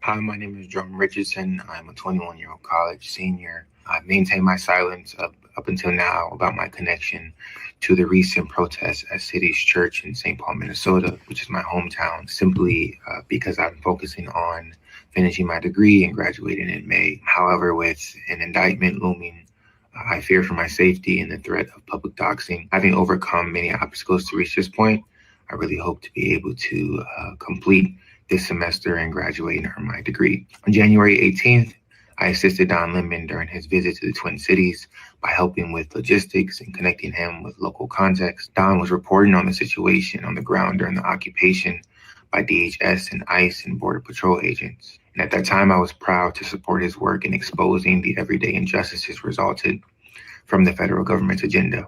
As a consequence of this support, I am now being targeted by Trump and the federal administration. I say this to say I'm incredibly proud of those who have already faced their indictment and detention. And I know this fight is far from over. Their courage has certainly inspired me. Yet this is the price of being unapologetic about humanity and love of Christ. I support the activists who felt compelled to highlight the hypocrisy of how Pastor David Easterwood could simultaneously be a pastor at the church and the local leader of ICE operations. What people are experiencing goes against human and civil rights, as well as the teachings of Jesus, who indeed flipped over tables. So while I've been active youth leader since the murder of George Floyd, I'm speaking out now because I anticipate being in federal custody sometime in the coming days. I want to share my love and gratitude and ask that you all support the 3 actions. Pray for my safety and my peace of mind. Do not stop fighting against this oppressive system. And please support my legal defense fund, as I am in dire need of you all's financial support and emotional support, as well as prayers. So, Vanessa, I'm not sure if he is a journalist or an activist. This is his GoFundMe page. It said a goal of $24,000. They've raised so far $16,465. But let's say if he was a journalism student, and like I said, I've actually had students travel with me in covering. I mean, this is something that people now have to think about with this action by this Trump Department of Justice. Yeah, so Jerome is a student at Temple University, and I live here in Philadelphia. I'm a proud NAHJ Philly member. I've taught at Temple University. And unfortunately, this is a conversation that I've been having with students for a very long time. I've been covering protests, social movements for more than 20 years. I myself have been personally injured by police. I was trampled by police horses while covering illegal arrests during the Occupy movement. So with that personal experience, I feel compelled to make students understand the risk. We undergo risk assessment. You know, yes, we do know our rights. We know what rights we have to press freedom, but oftentimes those rights are not respected. And so we have to weigh the risks associated with going out there to cover social movements, to try to go behind police lines. And also, like, a lot of this was discussed during the height of the pandemic in 2020, when students at Temple, when I was teaching, were still expected to go out on assignment, and we lacked PPE, we lacked, testing kits. And so this is a continuation of that. I am currently, I work at Free Press, which is an organization created to give people a voice in the crucial decisions that shape our media. And, more than these threats to press freedom, we are horrified at the Trump administration's mass deportation campaign, which is creating the current climate of fear, state-sanctioned violence, and violation of our rights to due process and First Amendment rights. And as a Latina, I feel compelled to say our communities are being terrorized. And that includes Black immigrants as well. By ICE enforcement, our friends and families are disappearing on a daily basis. And this is the reason why Americans are protesting in places like Minneapolis and Chicago and Georgia and Los Angeles and really all throughout the United States. This is why people are resisting and why journalists and media workers are documented. I mentor two students. One is a former Temple grad, and she's Colombian, and another one is a Puerto Rican student. And we've been covering the escalation of ICE enforcement throughout New Jersey. It's something that is not really visible right now in the media because it's happening in so many small towns. But that is why the governor is calling for people to document. And unfortunately, we, as many of us belong to small newsrooms or content creators or independent journalists, we really do have to come up with a safety plan. We have to work in teams. We have to make sure we have the hotline numbers. We have to have contingency plans for if our equipment is smashed, our phones are taken, if we're followed. Like this is real life for many of us. And not only as Latinos are we having to go out there and cover this, and especially those of us with U.S. citizenship or who are born here, but we're also having to work with the community in sorting through all of these ICE sightings and the flurry of disinformation and fear that goes along with that. Yeah, I mean, Vanessa, just listening to you, I know we've got so many young people that are wanting to run to the story. They do want to cover this story because they know how important it is, and also some of them, may be living this story as well. Just want to ask you, I mean, as an educator, what we're preparing young journalists to walk into right now, and how journalism education has to respond differently in this climate. So at the same time, we're dealing with a local news crisis, right? There's mass layoffs. And especially if you're a young student of color, it's really, really hard to break into this industry because of the rolling back of DEI, because of the racism and discrimination. And that's why you see so many students and young people create their own content, have this entrepreneurial sense where they're starting their own websites. And, not everybody is able to work for a major news outlet, but they still want to be able to cover these stories. And for many of our communities, there are no news outlets. There are no Spanish language news outlets. So we're forced to use alternative forms of communication in order to get the message out. And when that happens, you lack the institutional support, these legal trainings and knowledge of resources. And so I think as older people, as veterans, as we should be mentoring people through NAHJ, NABJ. And I suspect that's what Don Lemon was trying to do with Jerome, is take him under this wing and show him the ropes. Unfortunately, they probably never imagined that they would be arrested and charged with these crimes that are completely unjust and should be dropped. And so I think we, just like in the pandemic, where we really had to talk to people about what could happen if you got coronavirus, right? We have to talk very seriously about the risks to your personal safety, injuries you can incur, and legal problems. And so we encourage students and young people to go out in teams, to work with people like myself who are part of news organizations, and to reach out and utilize all of these resources that people are sharing. But more than anything, we want people to get connected to their local legal collectives, because those are the people most likely on the ground who are going to help you get out of jail if something were to happen to you. Nick, final comment from you. Your advice for the folks who have been covering this, or let's say ICE is coming their way. They plan to send folks to New Orleans and some other cities. What do you say to those independent journalists or mainstream journalists who are going to be out there covering these protests?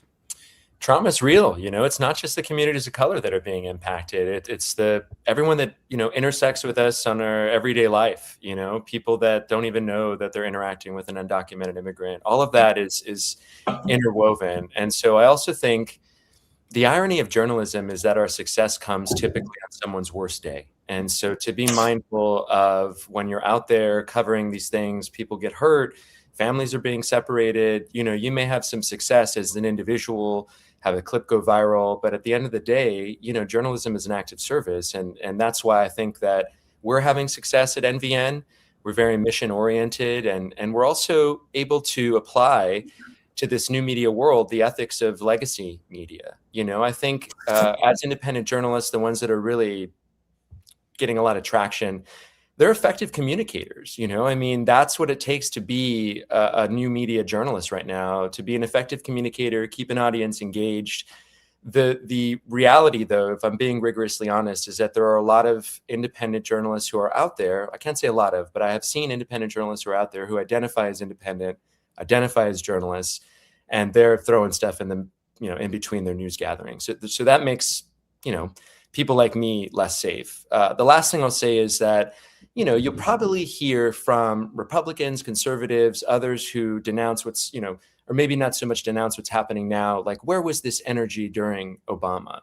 And for me, I feel uniquely positioned to answer that because I was the reporter that early on broke stories about the Obama administration's mistreatment of unaccompanied child minors.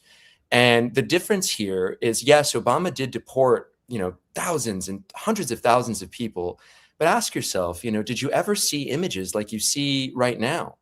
Right now, cruelty is the point. Chaos is the point. It's part of the system. And that's what's significantly different. In any other country, we would be saying secret police target ethnic minority. That would be the headline.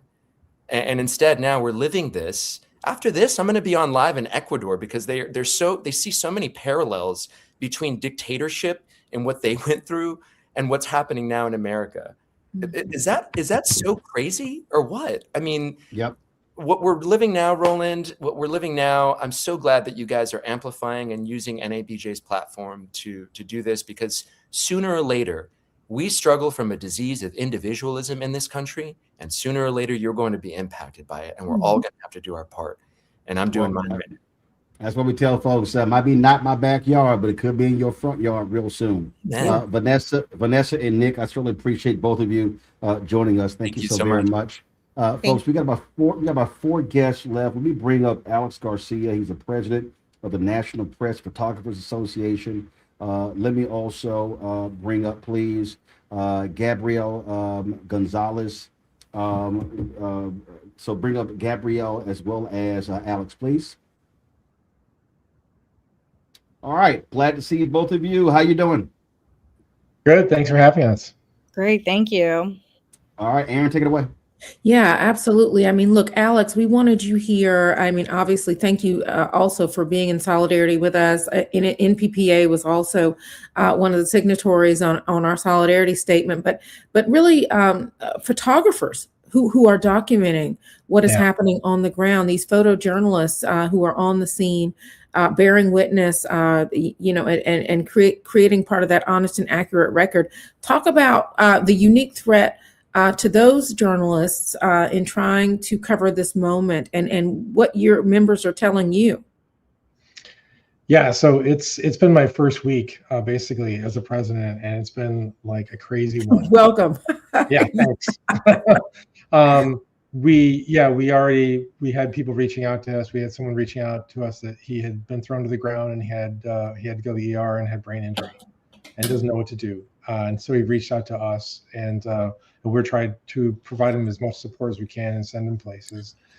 For sure, like photojournalists, people carrying professional cameras, still and video, are often higher profile targets for some of these folks. And sometimes some of these federal agents they just have a bone to pick with somebody, right? And we've seen them targeting Black journalists more so than others. That's a real thing. I've seen that here in Chicago. And the problem is, like, for us, it's like you have to, if your photos aren't good enough, you're not close enough. You know, that's the phrase that we use. And so unfortunately what happens is you're getting close and you're like looking at your camera and you don't have situational awareness. And sometimes, things can happen, and that's unfortunate. And that we were very deeply concerned about what's going on. And it's kind of crazy because we have we've been around for 80 years. We've represented thousands of visual journalists who've been around the world. And now we see some of those same kind of situations coming home, and it's very alarming. Mm-hmm. Alex, as you were talking about that, I thought about Someone similar name was yours, L. Alex Wilson. He was a journalist with the Tri-State Defender. Ethan McKaylee talks about him in the Chicago Defender, and of course, Gene Robertson Hank talks about him in the Race Beat.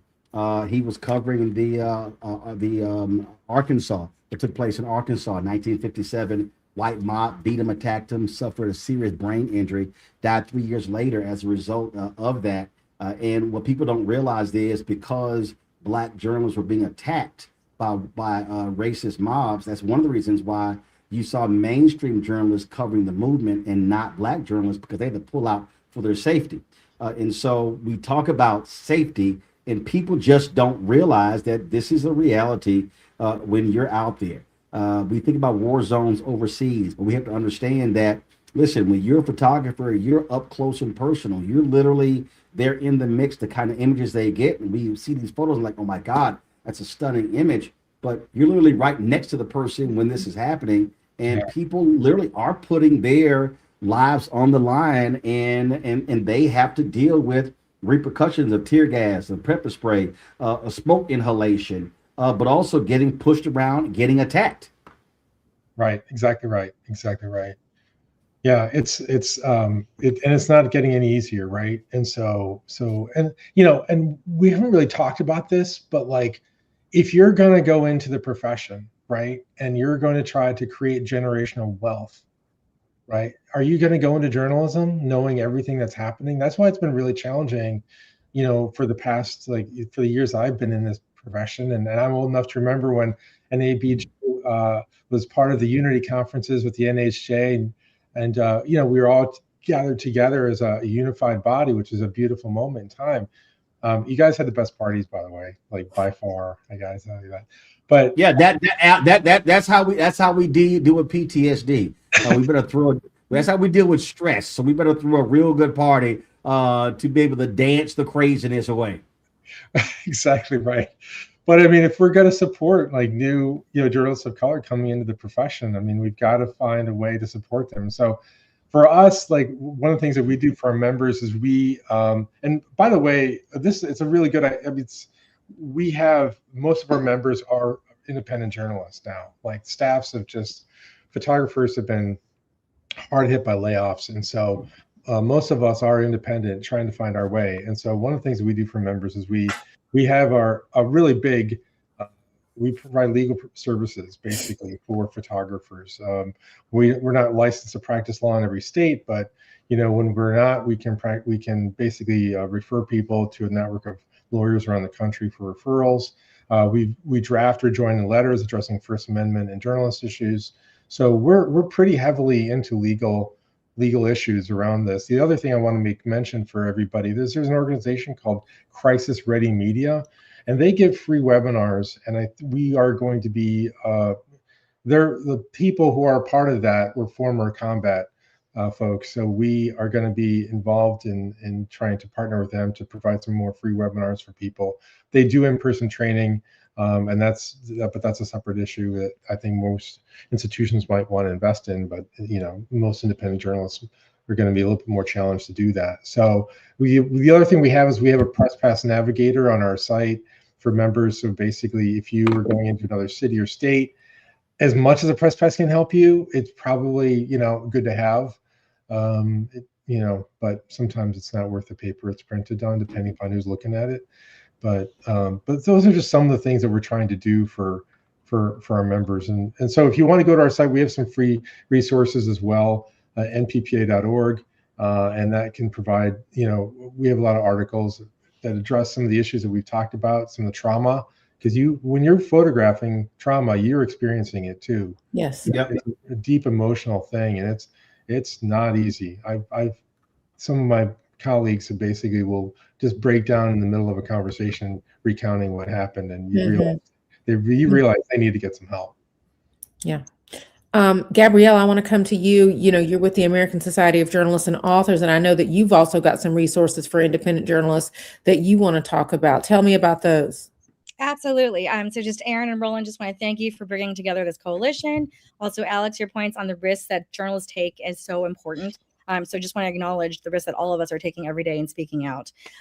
So the American Society of Journalists and Authors We were proud to sign on. Again, to Vanessa was speaking earlier, in reference to Jerome being a Temple University student. ASJA has been speaking out on this, back in 2012, where there was an arrest of a Temple University student journalist just for photographing police officers engaged in a routine traffic stop. To today, we're issuing statements, on that, the recent invasion of the Washington Post reporter's home. So we're here to serve as a bulwark, against these chilling effects that many of you have mentioned tonight. Our statements routinely, include resources. Two that I want to mention tonight are our Writers Emergency Assistance Fund, or WEAF. We give grants to freelance writers. You can go to our website to get more information on that, asja.org. We also offer scholarships too. So again, speaking to that next generation of truth tellers, we want to build them up as well. So again, go to our website for more information on our upcoming scholarships. Also just want to emphasize that, we are a volunteer-led organization. So many of us, volunteer and prioritize service in other parts of our lives too. So, for me, for example, I am teaching journalism and media literacy to public high school students as well. So just there are things that you can do within your own communities to help with this, as far as like mentoring, sponsoring up and coming journalists, telling them about scholarships and other resources out there. And then just also, it's also important to remember, someone, Amity Pay from Liberation Ventures, which is an organization in the reparations space, recently reminded me that, in times of extreme harm like this, there's naturally going to follow a time of repair. So just keep that in mind. On that particular point there, we talk about those resources. I said Vanessa Graber also said they're organizing a journalism safety training, and I just think, Gabrielle, what we're now seeing is, first of all, by doing this, and I've always said this here, you have to move as a collective. So if there's somebody who's already doing something, it doesn't make sense for NABJ to say, well, let's create our own. No, if you already got it, how can we tap into it? That's why I said earlier, it'd be great if there was a collective fund for legal assistance for independent journalists versus an individual. You can tap into it. And so this is where the sharing of information is just so important, to know what is out there to help folks who need help. There's so much out there. Yes, and more for us to do together. Absolutely. Absolutely. Alex and Gabrielle, we appreciate both of you joining us. Thank you so very much. Your support of this National Town Hall is absolutely great. Thanks a lot. We appreciate you. Thank you. We're going to bring up folks. Let's see here. We got Nicole Carr, journalist, author, and professor. Joel Simon, director of Journalism Protection Initiative with the Craig Newmark Graduate School of Journalism at City University of New York. Joe probably has a two-sided business card with that long title. Glad to have both of y'all here. Aaron, take it away. Yes, listen, Nicole, I want to come to you because, we've talked about kind of this long pattern of frankly, Black journalists having to cover democracy under duress. This is nothing new, and it is part of unfortunately, historically, we know that this to be the case for our journalists, and the unique challenges that that covering civil unrest and protests and the like poses specifically for us. Can you talk a little bit about that and just the role of Black journalists in keeping that honest and accurate record? Yeah, Aaron, and excuse my voice, I've been battling something here. I'm glad to be with you all this evening. I insist at Morehouse College, at my classes, which include Clark Atlanta and Spelman students, I insist that we teach history of the Black press in what's been a newly expanded journalism major here, because it's instructive for us in so many ways, and it's interdisciplinary. Written a Substack post that's kind of taken on a new life after being up for a year, but it's really outlining the ways in which Hoover's FBI was targeting Black journalists. Many of those journalists who were serving in government, federal government roles and serving as foreign correspondents while they were in military service, and sending back these stories from Europe on the ANP, the Negro Press Wire, the Black version of the Associated Press, and recognizing in real time that what they were seeing in concentration camps and some of the best coverage that we're seeing during the Holocaust is coming from Black journalists because they understand Jim Crow rule within the Third Reich, right? And so it's some of the reporting, a lot of it is more accurate than anything you ever read initially in the New York Times or the Washington Post and legacy media, all of that. We've worked under this threat before. And look, I think when we're talking about matters of neutrality, there's actually no room to be neutral in matters of human rights, right? I think we spent a lot of time, and I'm just going to bring it back to present years. What we're seeing in this assault today seems like it's coming out of nowhere. But if you're a journalist like I am, who was on the ground as the big lie was forming here in Georgia, a lot of us in local news were under private security. I was for 4 months. My children had an evacuation plan from this house. We were reporting locally and saying there are no ballots in suitcases under seats in Fulton County, Rudy Giuliani. For every Ruby Freeman you had 10 election workers and so many local journalists who were also facing threats. And we were encouraged not to talk about this. So silence doesn't do anyone any good. We don't want to look back on this as a history moment where we say, oh, we didn't narrate this properly in real time. And we should allow history to be instructive in this time. So this stuff didn't come out of nowhere. And I always maintain that if we as a collective, we're talking about a lot of collectivism here on this call tonight. If we had stood up for the April Ryans, the Wei Zhejiangs, the Jim Acostas as a collective, and I'm talking about from the White House press pool on down, and not accepted that from this man and this administration, his administration 10 years ago, as this narrative of fake news was building, perhaps we wouldn't be where we are now. We have largely fed this beast. And we've been in dangerous times for a long time. So I'd encourage anyone who thinks that being silent and they think that neutrality on human rights issues are going to save them, right, to think again. Hey, Joel, Mm-hmm. Hey, Joel, let me ask you this here. Sure. You're having to teach, I would believe, a lot different today than you did 20, 30 years ago. And not just because of technology, but literally the level of threats that journalists now face is just completely different than it ever has been in this industry. Speak to that, please. Yeah, well, I should tell you a little bit about my background. I wasn't teaching 20, 30 years ago. I was a journalist myself and worked in Latin America. And then I ran the Committee to Protect Journalists for a long time. And my job was to defend the rights of journalists working in the most violent and repressive places around the world. That was what I did.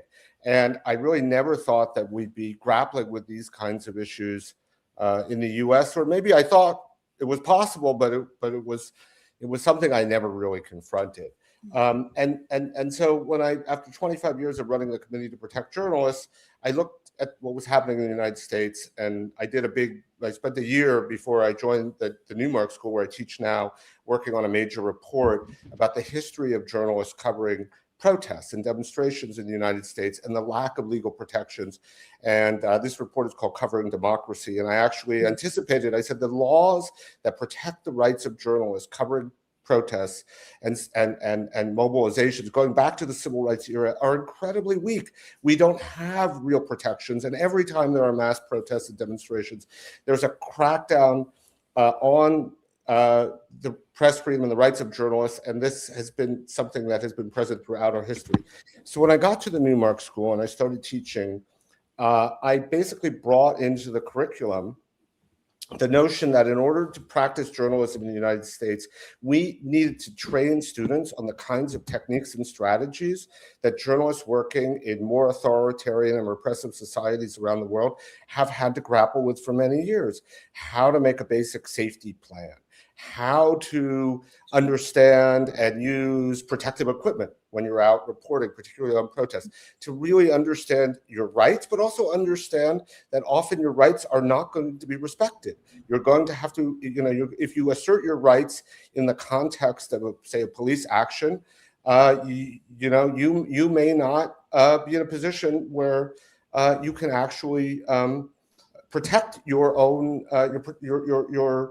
the constitutional rights that you have on paper, and also to navigate this online space where harassment is a constant reality, particularly for female identifying journalists and journalists of color.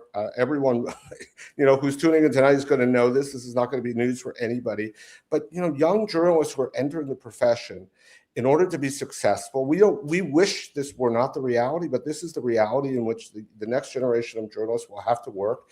And in order to be successful, they need to master the kinds of skills that were once the domain of journalists working in historically repressive and violent societies around the world. Great advice there. Yeah, absolutely great advice. And Joel, I'm just listening to you and what you have learned from all the hats that you have worn and continue to wear. I mean, the warning signs you see when journalists are arrested or intimidated in democracies. And can you also just speak to how quickly these patterns can escalate? Because I don't know if people are really aware of that.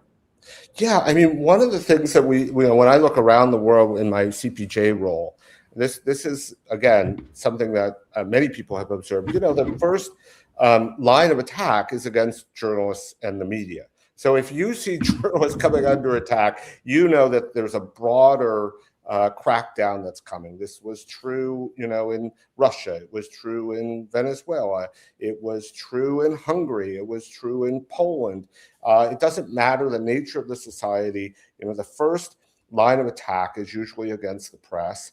And there's a reason for that, is because the presence of journalists is kind of and journalists. I should note that I am not talking about the traditional notion of journalism, the kind of hierarchical legacy organizations. Journalism is practiced increasingly in a variety of different ways by different kinds of people, many of whom are operating independently. We see that in this country.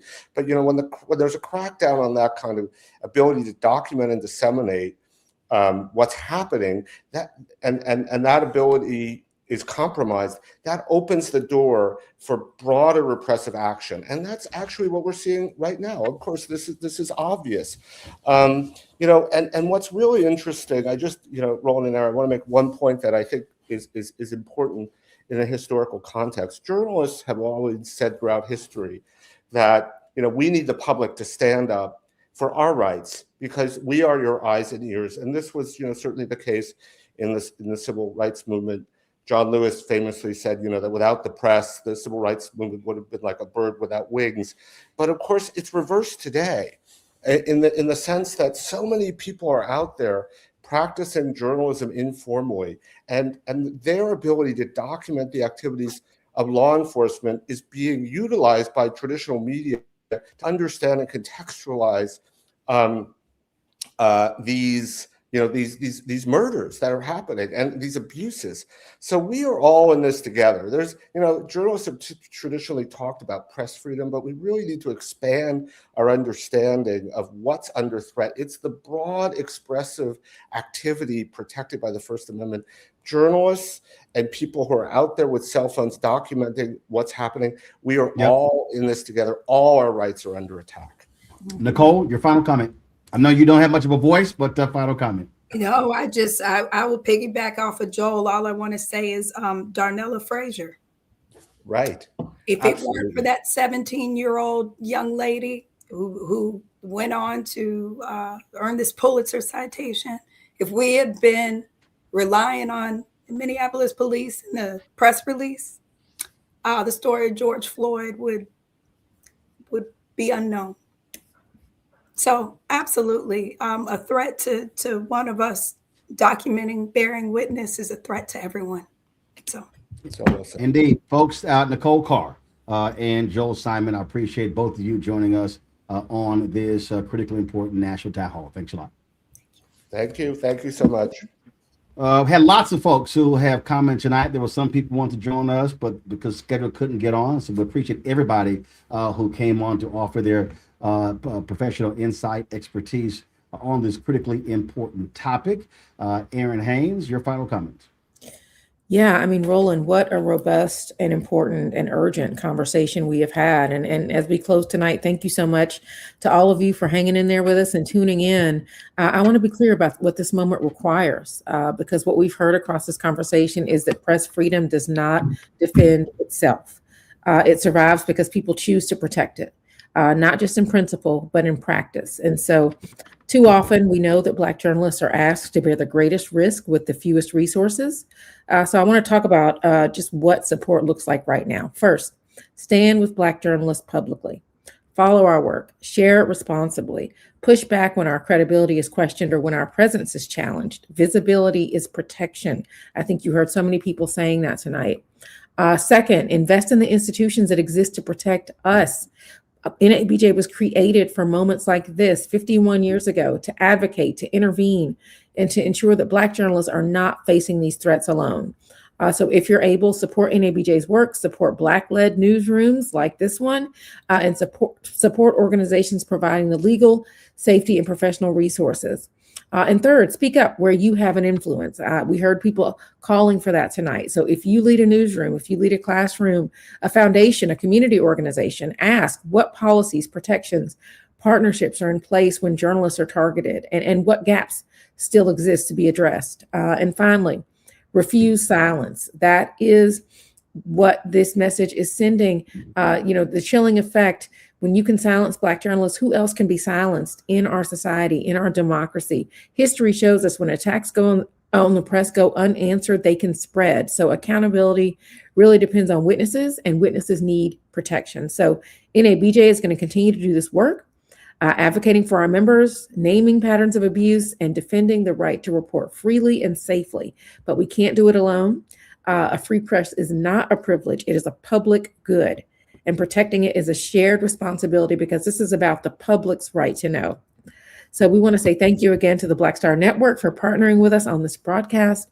Thanks to all of you for joining us tonight and for standing with Black journalists and with democracy. Folks, my final comments. In our Black Star Network studios in DC, there is this portrait right here. And you see James Baldwin to the right, with Harry Belafonte in the middle. To the far left there is Ida B. Wells Barnett. And what is on there is her famous quote. That is, the way to right wrongs is to shine the light of truth upon them. Those of us who know that's the case. Also, Freedom's Journal, the nation's first Black newspaper, said March 16, 1827, in their lead editorial, "We wish to plead our own cause. Too long have others spoken for us." That has long been the mantra of the Black press in this country. And the reality is the Black press knows full well about what happens when government comes after you. I've said this numerous times before. Ethan McKay did an amazing job with his book called The Defender, how the legendary Black newspaper changed America. In this book, he details how Black newspapers were writing about, during World War II, writing about racism that Black troops were facing. Our federal government literally threatened Black newspapers with being arrested for treason, saying that their writings were causing dissension upon the ranks, and they only wanted them to focus on the good of the war. They said, wait a minute, but Black troops are getting caught. They're catching hell when it comes to racism. That's where the Double V campaign came from. Pittsburgh Courier led it. They called Victory at Home, Victory Abroad, fighting fascism. The reality is, one of our, Nick said it. He often heard people talk about the word fascism. The reality is we are seeing an authoritarian regime target journalists. We're seeing the attacks on journalists, the attacks on media institutions. And the reality is this here. Katharine Graham no longer runs the Washington Post. You don't have that kind of leadership there.